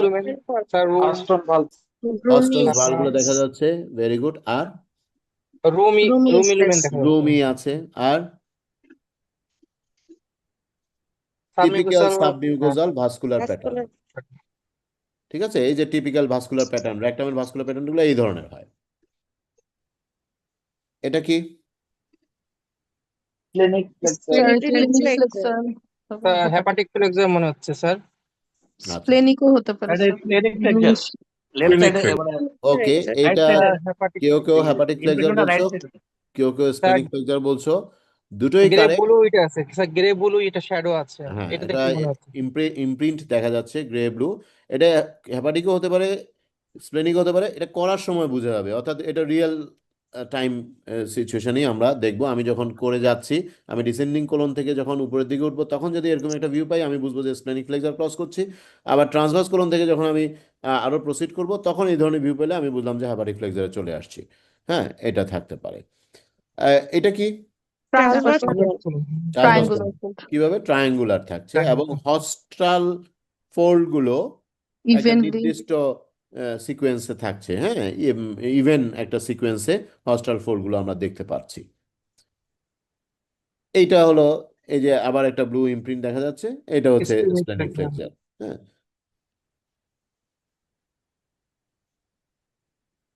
এটা কি? স্যার আগের স্লাইডে একটু দেবেন প্লিজ প্লিজ স্যার। এটা কি? First part of terminal. এটা হচ্ছে আমি সিকাম ক্লু দিয়ে দিয়েছি কিন্তু, ভালভেটি মিউকোজাল সারফেস ল্যাকিং হস্ট্রেশন। কোথায় আসলো? Terminal Allium, sir. Silent terminal island. Terminal আইলাম স্যার। ইয়েস, এখানে ভালভেটি মিউকোজাল সারফেস থাকে এবং মানে এখানে কোনো হস্ট্রেশন আর হস্টাল ফোল্ড আমরা দেখছি না, অর্থাৎ আমরা টার্মিনাল আইল্যান্ডে ঢুকেছি। এটা কি? Caecum caecum. স্যার। কেমনে বুঝলাম? স্যার যে বো অ্যারো সাইন রো আছে। অ্যান্ড বো স্যার। হ্যাঁ হ্যাঁ, বুঝি নেই। বো বো অ্যারো সাইন সাইন আছে। ক্রো স্যার সাইন। অ্যাপেন্ডিক্সে ওরিফিসের মতো মনে হচ্ছে এখন বো আগে। সাইন অ্যাপেন্ডিসিয়াল এই যে ক্রিসেন্টিক জিনিসটা কি? অ্যাপেন্ডিক্সিয়াল ওরিফিস। Appendiceal orifice. এই জিনিসটা কি? এখন কার্সর যেখানে আছে এটা কি? আইসি ভালভ। আইসি ভালভ। আইসি ভালভ আইসি ভালভ। এবং এখানে স্যার দেখা ভালভ যাচ্ছে গার্ডলাক আর আইসি ভালভ দুটো স্যার আলাদা। এটা আইসি ভালভ দেখছি, আর এদিকে কি? গার্ডলাক। অ্যাপেন্ডিসিয়াল অরিফিস দেখছি, এবং এটা ব্লাইন্ড এন্ড, তাই না? এর পরে আর কিছু দেখা যাচ্ছে না, লুমেন দেখা যাচ্ছে না, এটা ব্লাইন্ড এন্ড। তাহলে ব্লাইন্ড এন্ড থাকবে, ক্রো ফুড অ্যাপিয়ারেন্স থাকবে, অ্যাপেন্ডিসিয়াল অরিফিস থাকবে, এবং আইলিওসিক্যাল ভালভ থাকবে। অনেকগুলো ফিচার্স আছে সিকামচিনার। ওকে,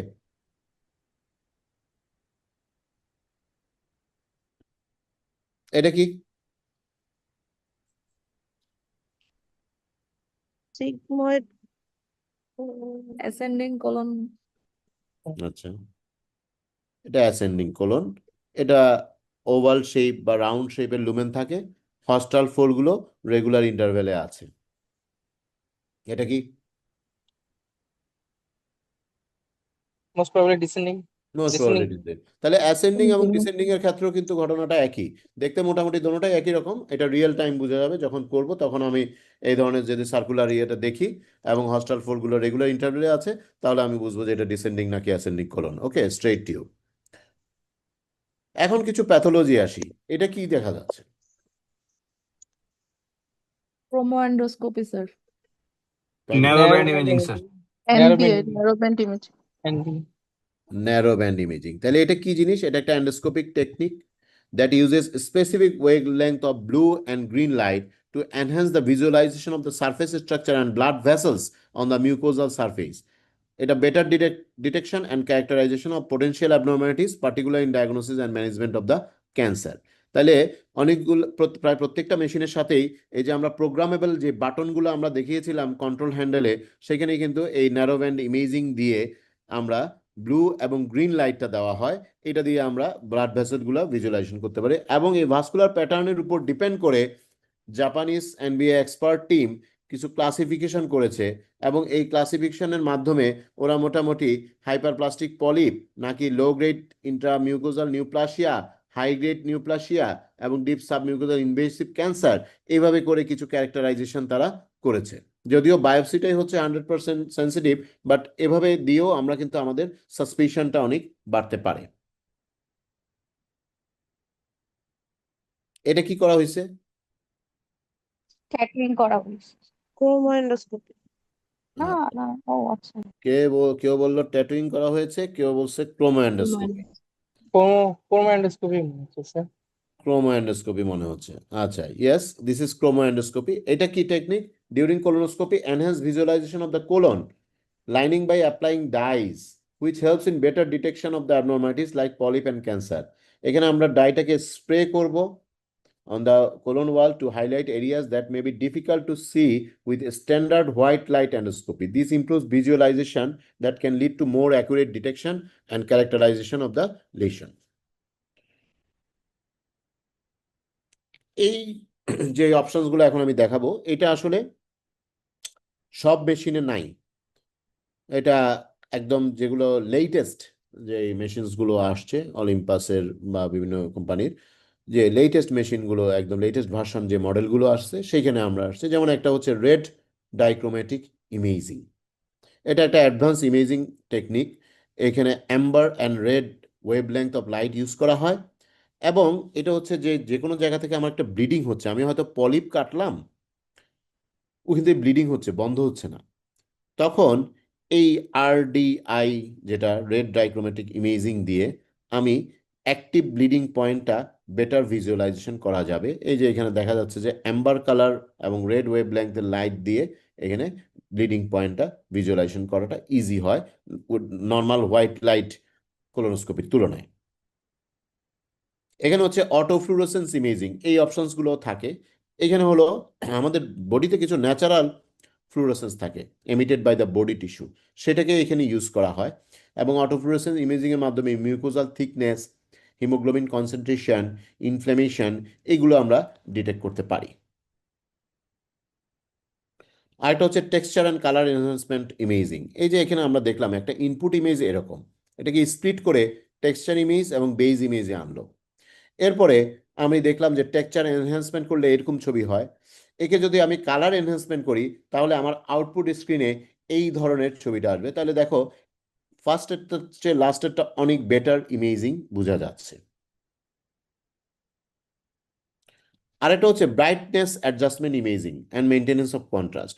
যখন আমি একটা লুমেনের মধ্যে দিয়ে যাচ্ছি, এই যে লুমেনের মধ্যে এটা শেষ প্রান্তটা ডার্ক লাগছে, অন্ধকার মনে হচ্ছে, তো এই অপশনসটা যখন থাকবে তখন দেখো শেষ প্রান্ত পর্যন্ত কিন্তু লাইটটা খুব ভালোভাবে বোঝা যাচ্ছে।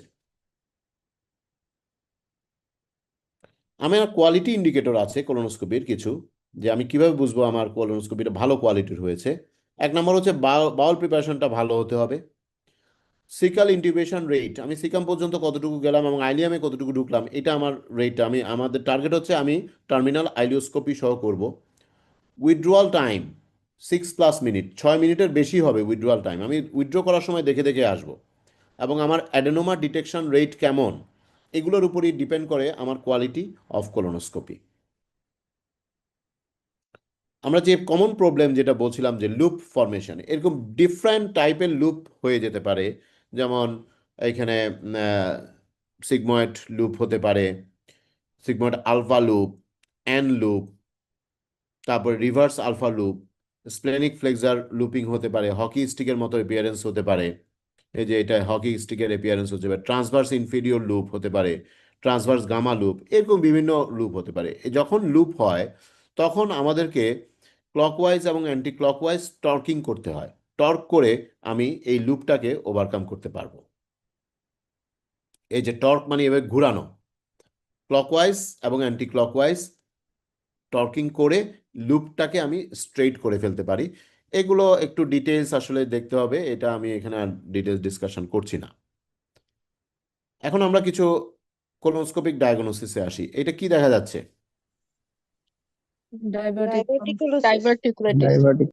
এই যে মাল্টিপল ডাইভার্টিকুলোসিস আছে, এবং আমরা জানি এটা ডাইভার্টিকুলাইটিস করে, ইভেন ডাইভার্টিকুলার পারফোরেশনও হতে পারে, এই ধরনের প্রবলেমসগুলো ক্রিয়েট করতে পারে।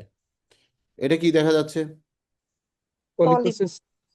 পলিপ আছে, এখানে একটা ফ্ল্যাট লিশন দেখা যাচ্ছে, এখানে কিন্তু কিছু পলিপ দেখা যাচ্ছে, আর এখানে দেখা যাচ্ছে একটা স্নেয়ার পলিপেক্টমি করছে। এটা কি? মানে প্যাপ। মাল্টিপল প্যাপ, ঠিক আছে। এটা কি? ম্যালিগন্যান্সি ম্যালিগন্যান্ট আলসার দেখা যাচ্ছে, ম্যালিগন্যান্ট আলসার দেখা যাচ্ছে। এটা কি দেখা যাচ্ছে? Inflammatory bowel disease, inflammation, inflammatory bowel disease, Ulcerative colitis. Yes, এটা ইনফ্লেমেটরি Ulcerative বাউল colitis. Disease. Inflammatory bowel disease, এটা কি দেখা যাচ্ছে? অ্যাঞ্জিওডিসপ্লাসিয়া, অ্যাঞ্জিও, এখানে দেখা যাচ্ছে ভেসেল গুলো ডাইলেটেড হয়ে আছে। হ্যাঁ, অ্যাঞ্জিওডিসপ্লাসিয়া, এবং এই সাইডেরটাতে রেডিয়েশন ইনডিউসড কোলাইটিস। পেশেন্ট যখন রেডিওথেরাপি পায় এই ধরনের রেডিয়েশন কোলাইটিস হতে পারে। Sir Yes? ইনফ্লামেটরি বাউল ডিজিজের প্রথম যে ছবিটা স্যার ওখানে কিছু পলিপের মতো পলিপ টাইপ হতে পারে, সিউডো লাগছে, পলিপ হয়। এটা কি সিউডো স্যার পলিপ, কবলস্টোনিং যেটা স্যার ওরকম কি? হ্যাঁ, কবলস্টোন এপিয়ারেন্স, এটা সিউডো পলিপ হয়। যেমন আলসারেটিভ কোলাইটিসে কিন্তু সিউডো পলিপ হতে পারে, এটা সিউডো পলিপ সহ একটা ছবি। এখানে দেখা যাচ্ছে স্নেয়ার পলিপেক্টমি করা হচ্ছে। এখানে স্নেয়ার পলিপেক্টমির ক্ষেত্রে আমরা প্রেফার করব, যেটা অলরেডি পোলিং এ আলোচনা হয়েছে, সেসাইল লিশন নাকি pedunculated lesion. Definitely pedunculated lesion, এবং সেসাইল লিশন যদি ব্রড বেস হয় সেক্ষেত্রে it is not a suitable case of snare polypectomy. এখন আসি এইখানে আমরা সেলফ এক্সপান্ডিং মেটালিক স্ট্যান্টিং করা হচ্ছে। আমি যদি দেখি হোয়ার টু স্ট্যান্ড, কোথায় কোথায় করা যাবে, কোথায় কোথায় করা যাবে না। All portion of the colon are acceptable to stand, কিন্তু আমরা যেখানে এই যে তিনটাতেই দেখা যাচ্ছে ক্রস দেওয়া আছে, লোয়ার র্যাকটামে আমরা কিন্তু করব না। করলে এটা পেশেন্টের জন্য অনেক বেশি ডিসকমফোর্ট হবে, ইরিটেশন হবে এবং টেনেসমাস হবে। এটা লোয়ার র্যাকটামে করা যাবে না। এবং এই স্ট্যান্টিংটা আমরা ব্রিজ টু সার্জারি হিসেবে করতে পারি, পেলিয়েটিভ ট্রিটমেন্ট হিসেবেও আমরা করতে পারি। এবং দেখা যাচ্ছে ম্যাক্সিমাম ক্ষেত্রে, এটা ডিফারেন্ট স্টাডিতে দেখা গেল যে লেফট কোলনের ক্ষেত্রেই কিন্তু 66, 73 বা 90% পর্যন্ত লেফট কোলনেই এই অপশনসগুলো ব্রিজ টু সার্জারি, পেলিয়েটিভ থেরাপির জন্য আমরা ইউজ করছি স্ট্যান্টিংটা। এখানে আমরা একটা ভিডিও দেখি কিভাবে স্ট্যান্টিংটা করা হয়। কোলোনোস্কোপটা ঢুকানো হচ্ছে। এরপরে আমরা সি আর্ম থাকতে হবে। সি আর্মে দেখা যাচ্ছে যে এই যে গ্রোথের ভিতর দিয়ে একটা গাইড ওয়্যার ইন্ট্রোডিউস করা হচ্ছে। গাইড ওয়্যারের উপর দিয়ে কিন্তু স্ট্যান্ডটা দেওয়া হয়েছিল। এখন আস্তে আস্তে গাইড ওয়্যারটা রিমুভ করে ফেললাম, আমরা স্ট্যান্ডটা দেওয়া হলো। এরপরে এই স্ট্যান্ডের ভিতর দিয়ে আমার স্কোপটা আস্তে আস্তে যাচ্ছে। যাওয়ার পরে ভিতরে দেখা গেল যে আরো একটা ন্যারোয়িং আছে, সেখানে আবার গাইড ওয়্যার দেওয়া হচ্ছে।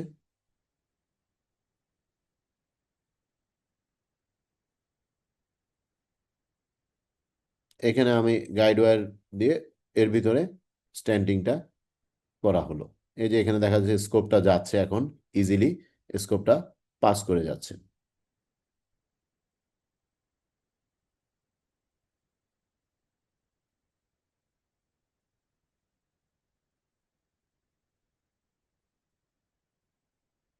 ওকে, ফাইনালি আমি উইথড্র করছি, এবং উইথড্র করার পরে এই যে সেলফ এক্সপান্ডিং মেটালিক স্ট্যান্ডটা আস্তে আস্তে আমার যে ন্যারো পোর্শনটা ওটাকে ওভারকাম করছে।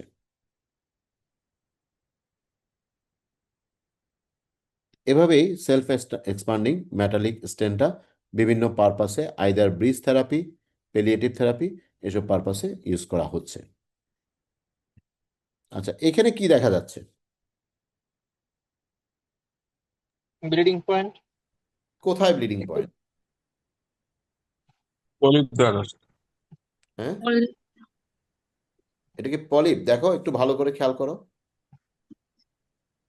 এখানে কিন্তু এটা পলিপ নয়। আমি যদি দেখি, এই যে দেখো অ্যানাস্টোমোটিক লাইনটা দেখা যাচ্ছে,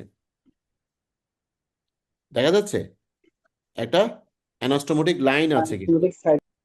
হ্যাঁ, তাহলে এই পেশেন্টটার একটা অ্যান্টেরিয়র রিসেকশন করা হয়েছিল। করার পরে দেখা গেল যে কয়েক ঘন্টা পরে পেশেন্টের পাররেক্টালি ব্লিডিং হচ্ছে, পেশেন্ট পেইল হয়ে যাচ্ছে, বিপি কমে যাচ্ছে। তার মানে এটা অ্যানাস্টোমোটিক সাইট ব্লিডিং। এই ক্ষেত্রে কিন্তু আমার এন্ডোস্কোপির মানে এই ক্ষেত্রে আমরা খুব জেন্টাল এয়ার দিয়ে এন্ডোস্কোপি করে দেখা গেল যে ওখানে ব্লিডিং হচ্ছে, তারপরে সেটা সাকশন করে ওখানে আমরা এন্ডোস্কোপিক ক্লিপিং করতে পারি। ঠিক আছে, এখানে কি করা হচ্ছে?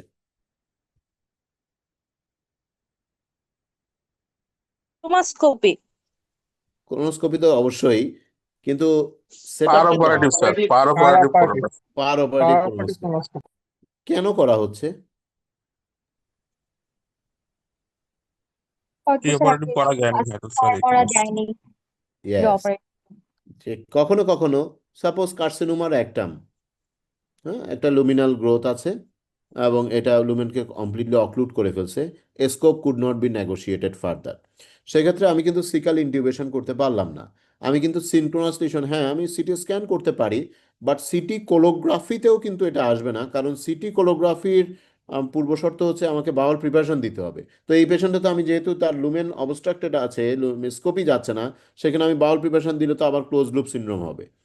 অতএব আমি সিটি কোরিওগ্রাফিও করে কিন্তু লিশনটা দেখতে পারবো না। আমি হয়তো সিটি স্ক্যান করে কিছুটা ধারণা পাবো, কিন্তু বেটার ধারণার জন্যই আমাকে পার অপারেটিভ কোলোনোস্কোপি করে নিতে হবে। আমি যখন লিশনের পরে আমি যেখানে আমি কাট করলাম সেইখান দিয়ে আমি স্কোপটা ঢুকালাম, এই যে দেখা যাচ্ছে যে এটা, এবং এইখানে দেখা গেল যে এই পেশেন্টের আমরা এখানে আসলাম লুমেনে, এই জায়গায় একটা লিশন কিন্তু সাসপিশিয়াস একটা লিশন আমার দেখা যাচ্ছে।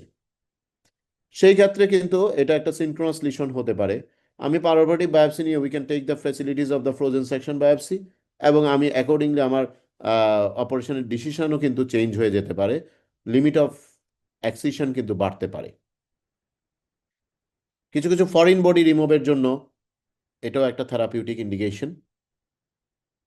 এখন আসি, কিছু কমপ্লিকেশনস থাকতে পারে, যেমন যে কোনো অ্যাডভার্স ইভেন্ট ঘটতে পারে এন্ডোস্কোপি বা কোলোনোস্কোপির ক্ষেত্রে, এবং এটা কিন্তু পেশেন্টের জন্য অনেক বেশি প্রবলেমেটিক। এতে করে হসপিটাল অ্যাডমিশন হতে হয়, প্রলংড সময় থাকতে হয়, পেশেন্টের মরবিডিটি বাড়ে, আদার স্পেশালিটির কনসালটেশন প্রয়োজন হয়, এবং এই কমপ্লিকেশনের লেভেল অফ সিভিয়ারিটি মাইল্ড হতে পারে, মডারেট হতে পারে, সিভিয়ার হতে পারে, ইভেন ফ্যাটাল হতে পারে। মাইল্ড হলে অনেক সময় পেশেন্টের 1 থেকে 3 দিনের মধ্যে হাসপাতাল থেকে চলে যেতে পারে, মডারেট 4 to 9 days, সিভিয়ার হলে পেশেন্টের অনেক সময় 10 দিনের বেশি থাকতে হতে পারে, এবং সার্জারি লাগতে পারে, আইসিইউ। যেমন কোলোনোস্কোপি করতে গিয়ে আমার পারফোরেশন হয়ে গেল, তাহলে কিন্তু পেশেন্টের অবশ্যই সার্জারি লাগবে ইমিডিয়েটলি। এটা অনেক সময় ফ্যাটালও হতে পারে। তো এই জিনিসগুলো আমাকে খেয়াল রাখতে হবে, অর্থাৎ আমাকে জেন্টাল প্রসিডিউর, যে নিয়ম কানুনগুলো আছে, যে আমার রুলসগুলো আছে, এগুলো মেনে আমাকে চলতে হবে। Thank you from my side. যদি কোনো কোশ্চেন আনসার থাকে বলতে পারো।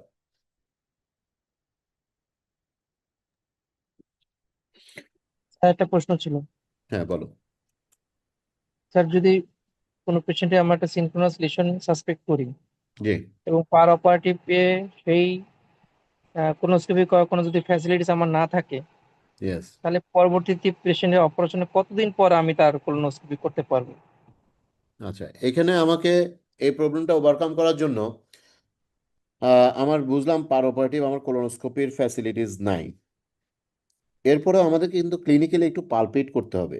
সাপোজ আমি কার্সিনোমা সিগময়েড কোলনের জন্য অপারেশন করছি, আমাকে কিন্তু অবশ্যই সিকাম পর্যন্ত পালপেট করে দেখতে হবে যে কোনো লিশন আমার হাতে লাগে কিনা। যদি লিশন হাতে লাগে তাহলে তো আমাকে ওভাবে ইভালুয়েট করতেই হবে। আর যদি আমি মিস করলাম, আমার লিশন কোনো হাতে লাগছে না, সেক্ষেত্রে আমার যেই মানে ফলো আপ প্রোটোকল যেটা আছে, কার্সিনোমা কোলনের যে ফলো আপ প্রোটোকল আছে, আমি একটা কার্সিনোমা কোলন অপারেশন করার পরে অ্যাডজুভেন্ট থেরাপি যখন দেওয়া হচ্ছে, তখন কিন্তু একটা নির্দিষ্ট ফলো আপ প্রোটোকল আছে। 6 মাস পরে, 3 মাস পরে কি করব, 6 মাস পরে কি করব, 1 বছর পরে কি করব, এভাবে করে প্রোটোকল আছে। সেইখানে কিন্তু আমাকে বলা হয় যে আমি 6 মাস পরে আমরা কিন্তু একটা কোলোনোস্কোপি করে আমার অ্যানাস্টোমোটিক সাইটটাও দেখতে হয়, প্লাস হচ্ছে কোনো যদি কোনো লিশন পাই সেটা আমার দেখে নিতে হবে। Thank you sir. জি স্যার এটা স্যার এনসিসিএন গাইডলাইনে স্যার যদি sir preoperatively sir full colon দেখা না যায়, সেক্ষেত্রে sir at 3 month after surgery sir একটা কোলোনোস্কোপির ইন্ডিকেশন আছে স্যার। হ্যাঁ, সেটা তো আগায় নেওয়া হয়েছে, সেভাবে আমরা করতে পারি, তবে আমাকে ক্লিনিক্যালি অবশ্যই পালপেট করে দেখতে হবে পারোপারেটিভলি। আর better to use the peroperative colonoscopy, এটাই সবচেয়ে, কারণ যে এখানে যে হসপিটালে অপর মেজর সার্জারি হচ্ছে, ডেফিনেটলি সেখানে কিন্তু কোলোনোস্কোপ থাকার কথা। এটা তেমন কিছুই না, জাস্ট আমি একটু আমার কোলোনোস্কোপি রুমে বললেই ওরা কিন্তু কার্ডটা উপরে নিয়ে আসতে পারে, আনলেই কিন্তু দেখা সম্ভব।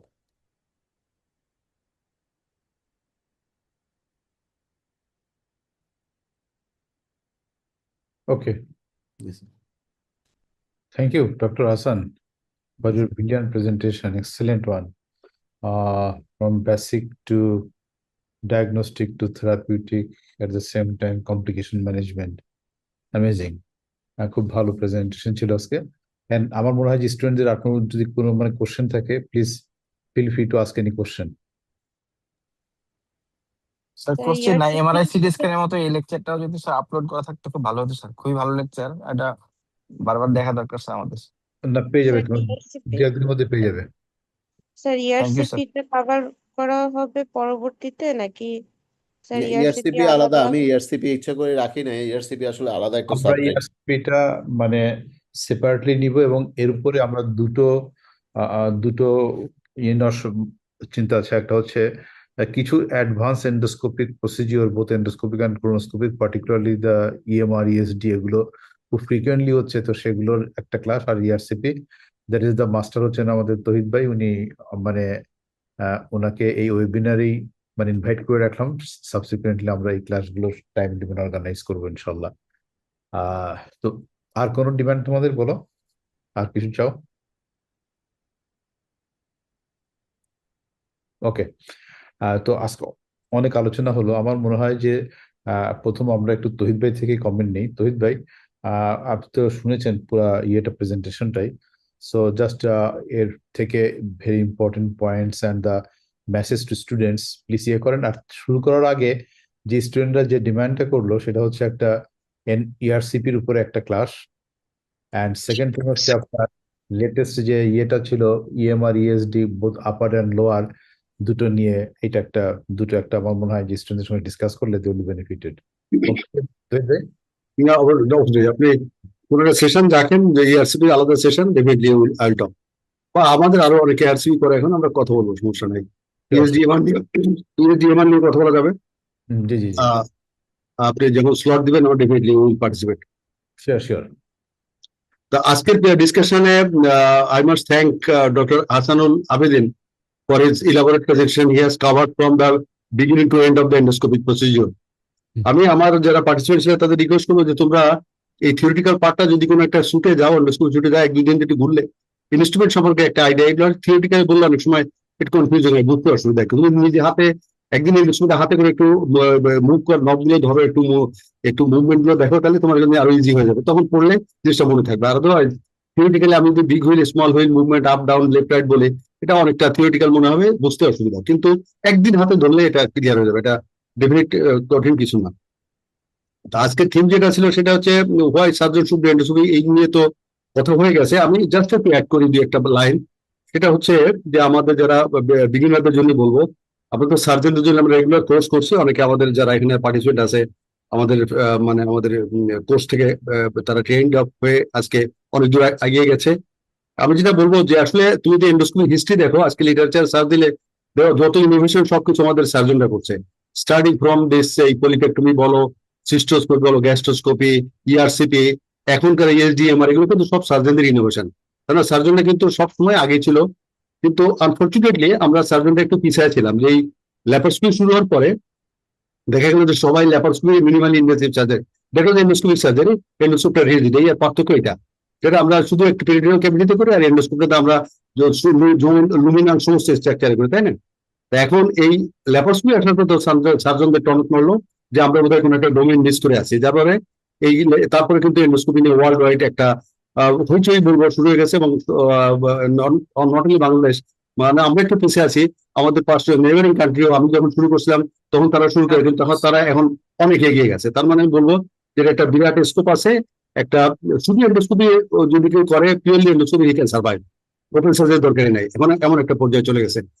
আমি আরেকটু অ্যাড করি যে ডায়াগনস্টিকটা আমার একটা পয়েন্ট আমাদের স্পিকার বলছে যে আমরা যদি অন্য সাবজেক্টে রিপোর্ট করে, দ্যাট ইজ ইনকমপ্লিট রিপোর্টিং। আমরা উদাহরণ আমরা দিলাম না, উনি উদাহরণটা দিয়েছেন। আমি আরেকটা একটু অ্যাড করতে চাই এখানে, যে ধরো অল্টারনেট অ্যানাটমি, আমরা যখন একটা বিল্ডার ওয়ান বিল্ডার টু বা আমরা side to side end to side বিভিন্ন ধরনের অ্যানাস্টোমোসিস করি। কিন্তু যখন একটা গ্যাস্ট্রোপিপির কাছে যায় বা মেডিসিন লোকে ও অ্যানাটমিটা বুঝবে ওর পক্ষে সম্ভব না। আমি নিজে দেখছি সিনিয়র মোস্ট গ্যাস্ট্রোলজিস্ট একটা কোলনে bypass side to side bypass করা, উনি ব্লাইন্ড সেগমেন্টে যে বলে অবস্ট্রাকশন স্টেনোসিস ডাইলেটেশন লাগবে, কিন্তু রোগী তো পায়খানা রেগুলার হয়, তাই না? তো এইটা যে ওনাদের সাইড টু সাইড করছে আমি খুঁজে খুঁজে দেখলাম যে না, তার একটা ওপেনিং আর একটা অনেক নিচে আছে, ওই লুকটা একটু বড় ছিল।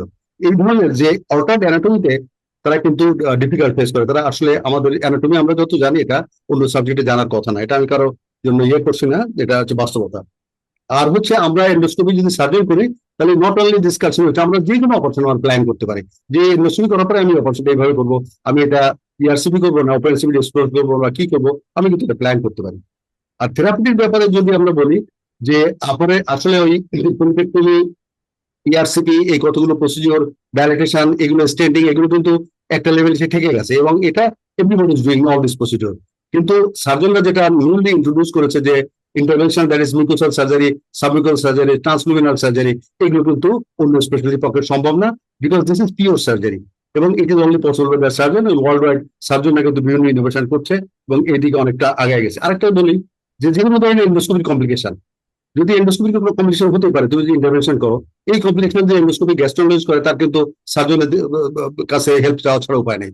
কিন্তু if you are surgeon you are doing endoscopy any sort of complication will be able to manage. Even surgical অনেক কমপ্লিকেশন আছে যেটা এন্ডোস্কোপিক্যালি ম্যানেজ করা সম্ভব, যার জন্য আমাদের সার্জনদের এন্ডোস্কোপি শহর এগুলো হচ্ছে কারণ। আরেকটা যদি বলি ওয়ার্ল্ড এড সিনারিও যদি বলি, ইভেন ইউএসএ কানাডা, এখানে কিন্তু সার্জন যদি এন্ডোস্কোপিক যে মাস্ট, এদের রেসিডেন্সি প্রোগ্রামে endoscopy training is a must এবং Canada 50 more than 50% endoscopy intervention is done by the surgeon. কিন্তু আনফরচুনেটলি আমরা ব্রিটিশ কারিকুলাম ফলো করি, এই ব্রিটিশরা একটু কনজারভেটিভ, এরা কিন্তু সার্জনদের জন্য ওইভাবে কোনো গাইডলাইন রাখে নাই, যার জন্য আমরা যেহেতু ব্রিটিশ ফলো করি আমরা লেগেসিটা এখনো টেনে যাচ্ছি যে আমরা এন্ডোস্কোপিতে এখনো পুরো আবার দুর্বলছি। কিন্তু আমাদের রেসিডেন্সি প্রোগ্রাম এফসিপিএস সব কোর্সে কিন্তু এখন এন্ডোস্কোপির একটা পার্ট হিসেবে চলে আসছে এবং এটা তোমাদের জানতে হবে। আর অনেক অনেক ইন্টারভেনশন কথাবার্তা অনেক কিছু হয়েছে। আমি একটা স্টুডেন্ট একটা কোশ্চেন করছিল, এটা আনসার দিয়ে শেষ করবো যে যদি পোস্ট অপারেটিভ কোলোনোস্কোপি তোমার যদি প্যারাপারেটিভ না করার স্কোপ থাকে তখন কি করবা।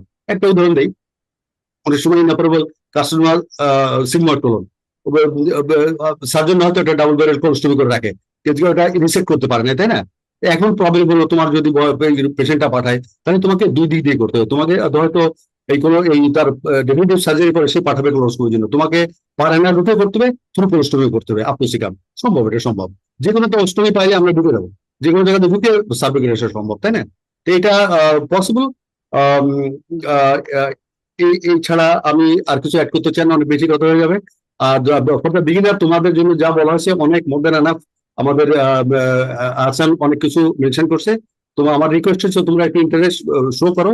ডেফিনেটলি একটা সময় আসবে, ধরো এখন তো এন্ডোস্কোপি ল্যাপারোস্কোপি হচ্ছে, এখন এক গ্রুপ সার্জন ডেভেলপ করছে এন্ডো ল্যাপারোস্কোপি, এন্ডোস্কোপি ল্যাপারোস্কোপি, তাই না? এর কম্বিনেশন ইজ অ্যানাদার স্পেশালিটি। এইভাবে সাবজেক্ট কিন্তু এক জায়গায় স্থির থাকবে না, সাবজেক্ট আগাচ্ছে এবং এর সাথে তাল মিলে চলতে হবে। যেমন রোবট এক্সপেন্সিভ আসে নাই, কিন্তু এন্ডোস্কোপি তো ইজি একটা ব্যাপার, সব সেন্টারে এখন আছে, সব ডিস্ট্রিক্ট আছে, করা সম্ভব এবং এটাতে অনেক কিছু করা সম্ভব। Thank you professor Azad.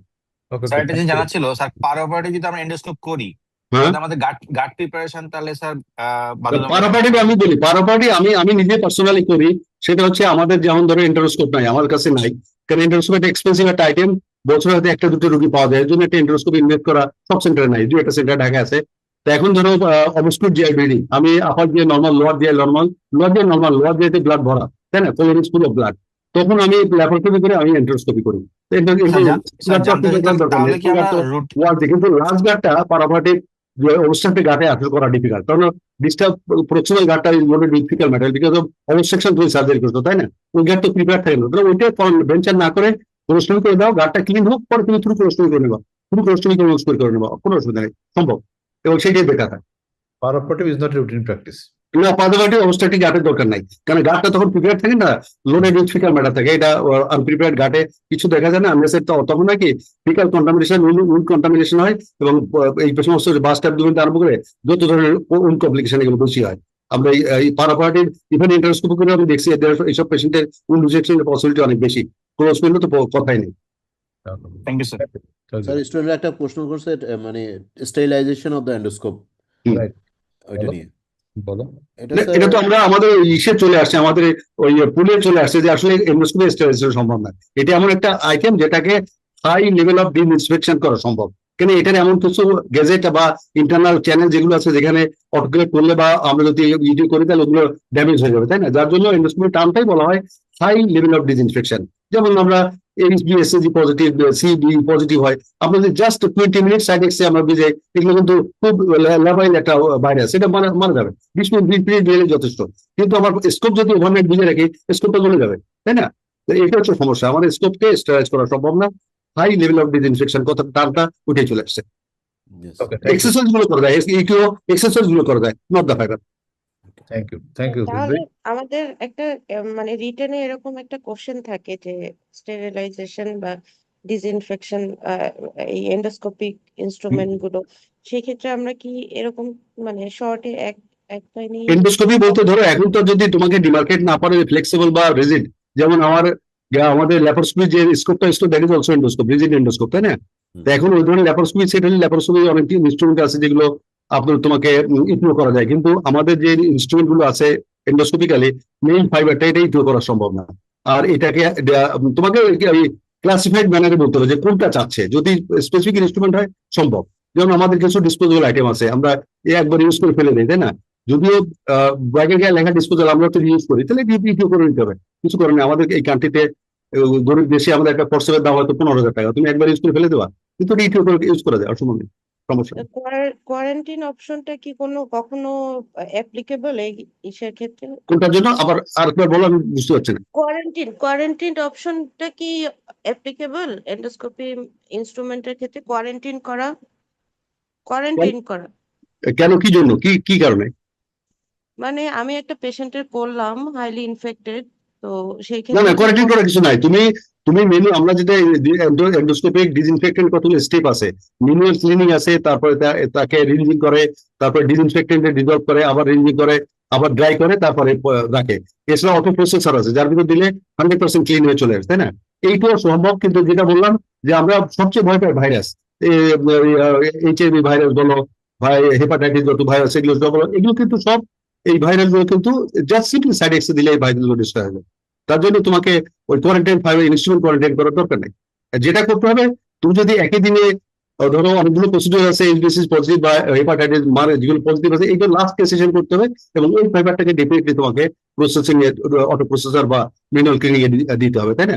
ওই ফাইবার প্রথম ফাইবার আমরা যদিও আমরা একটা সেন্টারে একটা ফাইবার থাকে, তাহলে ডেফিনেটলি ওইটা করলে তোমার লেট আওয়ারে করবা, এবং লাস্টে ফাইবার ক্লিন করে তোমার ওই দিনের কাজ শেষ। কোয়ারেন্টাইন বলে প্রথম ফাইবার করলাম, এটা আটকে রাখলাম, সারাদিন কাজ করলাম, সেটা আর ফিজিক্যালি আমাদের সম্ভব না। যদি তোমার 10টা ফাইবার থাকে then you can do, otherwise একটা দুটো ফাইবার দিয়ে ফাইবার বা ইনস্ট্রুমেন্ট কোয়ারেন্টাইন করে তোমার সেন্টার চলবে না। রিয়ালিটি একটু দেখতে হবে। Thank you. Professor Shayok, any comment? Shayok Aziz, দেখলাম মনে হয়, শুনতে পাচ্ছ শায়ক আজিজ? Okay, professor Jamal. হ্যাঁ, ধন্যবাদ আজাদ ভাই, খুব চমৎকার প্রেজেন্টেশন। আবেদিনের প্রেজেন্টেশন শুনলাম, খুব সুন্দর। বিশেষ করে আমাদের সার্জারির স্টুডেন্টদের খুব কাজে লাগবে, এই জন্য যে উনি বেসিকের উপর জোর দিয়েছেন বেশি, দেন দ্যাট অফ দা মানে অ্যাডভান্স লেশন চেয়ে বেসিকের উপর জোর দিয়েছেন, যেটা আসলে সার্জনদের বেশি জানা উচিত। তা আমি এখানে কয়েকটা জিনিস স্টুডেন্টদের একটু মনে রাখার জন্য বলছি। যে একটা জিনিস হলো যে কিছু কিছু পেশেন্ট পাওয়া যায় যে গ্যাস্ট্রোএন্টারোলজিস্টরা করে বলে যে short colonoscopy, there is nothing short colonoscopy অথবা পার্শিয়াল কলোনোস্কোপি। এগুলো আসলেই কিন্তু খুব মানে কনফিউজিং টার্ম, এবং কোথাও এগুলো পাওয়া যায় না, এবং এগুলো অনেক সময় ডেঞ্জারাস। কিভাবে ডেঞ্জারাস আমি উদাহরণ দেই। আমাদের একজন ডক্টর, তার বাবার ছিল হিস্ট্রি অফ কোলোনিক কার্সিনোমা, তো সে 35 বছর 40 বছর বয়স থেকে মাঝে মাঝে কোলোনোস্কোপি করতো, এবং শর্ট কোলোনোস্কোপি করতো, এবং কোনো লেশন পেত না, কোনো ফাইন্ডিংস পেত না। পরে একটা সময় যখন তার অবস্ট্রাকটিভ ফিচার ডেভেলপ করলো, তখন ফুল কোলোনোস্কোপিতে ধরা পড়লো যে ট্রান্সভার্স কোলন এবং অ্যাসেন্ডিং কোলনে মাল্টিপল সাইটস তার ম্যালিগনেন্টস উইথ সেরোসেল ইনভলভমেন্ট। সো এই একটা কেস মনে রাখলে পরে আমাদের মনে হয় যে কারোরই short colonoscopy, partial colonoscopy suggest করা বা করার জন্য কেউ আর কি উৎসাহী হবে না। এটা একটা জিনিস। আর দ্বিতীয় যে জিনিসটা, আরেকটা জিনিস করে অনেক সময় দেখি যে কোলোনোস্কোপি করে একটা পলিপ পেয়েছে বা কোন একটা লেশন পেয়েছে, তখন বায়োপসিটা না নিয়ে বা ওই সময় ওই অ্যাকশনটা না করে ফার্দার ইভ্যালুয়েশন অথবা অ্যাডভাইস ফর সার্জিক্যাল ডিসেকশন অথবা অ্যাডভাইস ফর এন্ডোস্কোপিক ডিসেকশন এটা বলে ছেড়ে দেয়। এটা কিন্তু মানে টেকনিক্যালি এটা খুব খারাপ বলবো না, কিন্তু এটা আনইথিক্যাল, একদম আনইথিক্যাল। কারণ আমাদের মেডিকেল সায়েন্সে একটা কথা বারবার বলা আছে যে যখন তুমি কোনো একটা লেশন রিমুভ করতে পারবা, ডায়াগনোসিস করবা এবং দেখবা, তোমার 100% চেষ্টা থাকবে হচ্ছে সেটাকে ওই মোমেন্টে রিমুভ করা। তো এখন এইটা আমি বলি যে এরকম যদি পলিপ পাওয়া যায়, আমরা করলাম না, পেশেন্ট যদি মনে করলো যে ডাক্তার সাহেব তো খারাপ কিছু বলে নাই, উনি বছরের পর বছর ওই পলিপ নিয়ে একটা সময় যদি আবার কার্সিনোমা অথবা অ্যাডেনোমা বা অন্য কোনো প্রবলেম নিয়ে হাজির হয়, সেই দায়িত্বটা কার হবে? এই জন্য যে তারই কোলোনোস্কোপি করা উচিত, তারই এন্ডোস্কোপি করা উচিত, যে আসলে ওই সার্জিক্যাল রিমুভালটা ওই সময় করার মতো ক্যাপাবল এবং করতে পারে। তা না হলে পরে ওই যে এরকম অনেকগুলো ঘটনা ঘটবে, যে ঘটনাগুলো কিন্তু আসলে খুব পেইনফুল, আনইথিক্যাল, এবং শুধু আনইথিক্যাল না, এটা কিন্তু ভবিষ্যতে একটা সময় কিন্তু এই ধরনের প্রবলেমগুলো লিটিগেশনের মানে আন্ডারে চলে আসবে। তো সবাইকে আমি এই জিনিসগুলো একটু খেয়াল রাখতে বলবো যে কোনো ইনভেস্টিগেশনই পার্শিয়াল বলে কথা নাই, কোনো ইনভেস্টিগেশনই শুধু ডায়াগনস্টিক বলে কথা নাই, যদি থেরাপিউটিক সম্ভব হয় সবগুলোই করতে হবে। এটা খুব গুরুত্বপূর্ণ জিনিস। আমি শুধু এটাই স্টুডেন্টদেরকে বলবো যে তাদের তো লং লাইফ ওয়েট করছে, তারা যেন এই জিনিসগুলো খুব সিরিয়াসলি নেয় এখন থেকেই। ধন্যবাদ আজিম ভাই। Okay, thank you professor Jamal. জি Marguf sir, professor Marguf Hossain sir, শুনতে পাচ্ছেন? মারগুফ স্যার শুনতে পাচ্ছেন?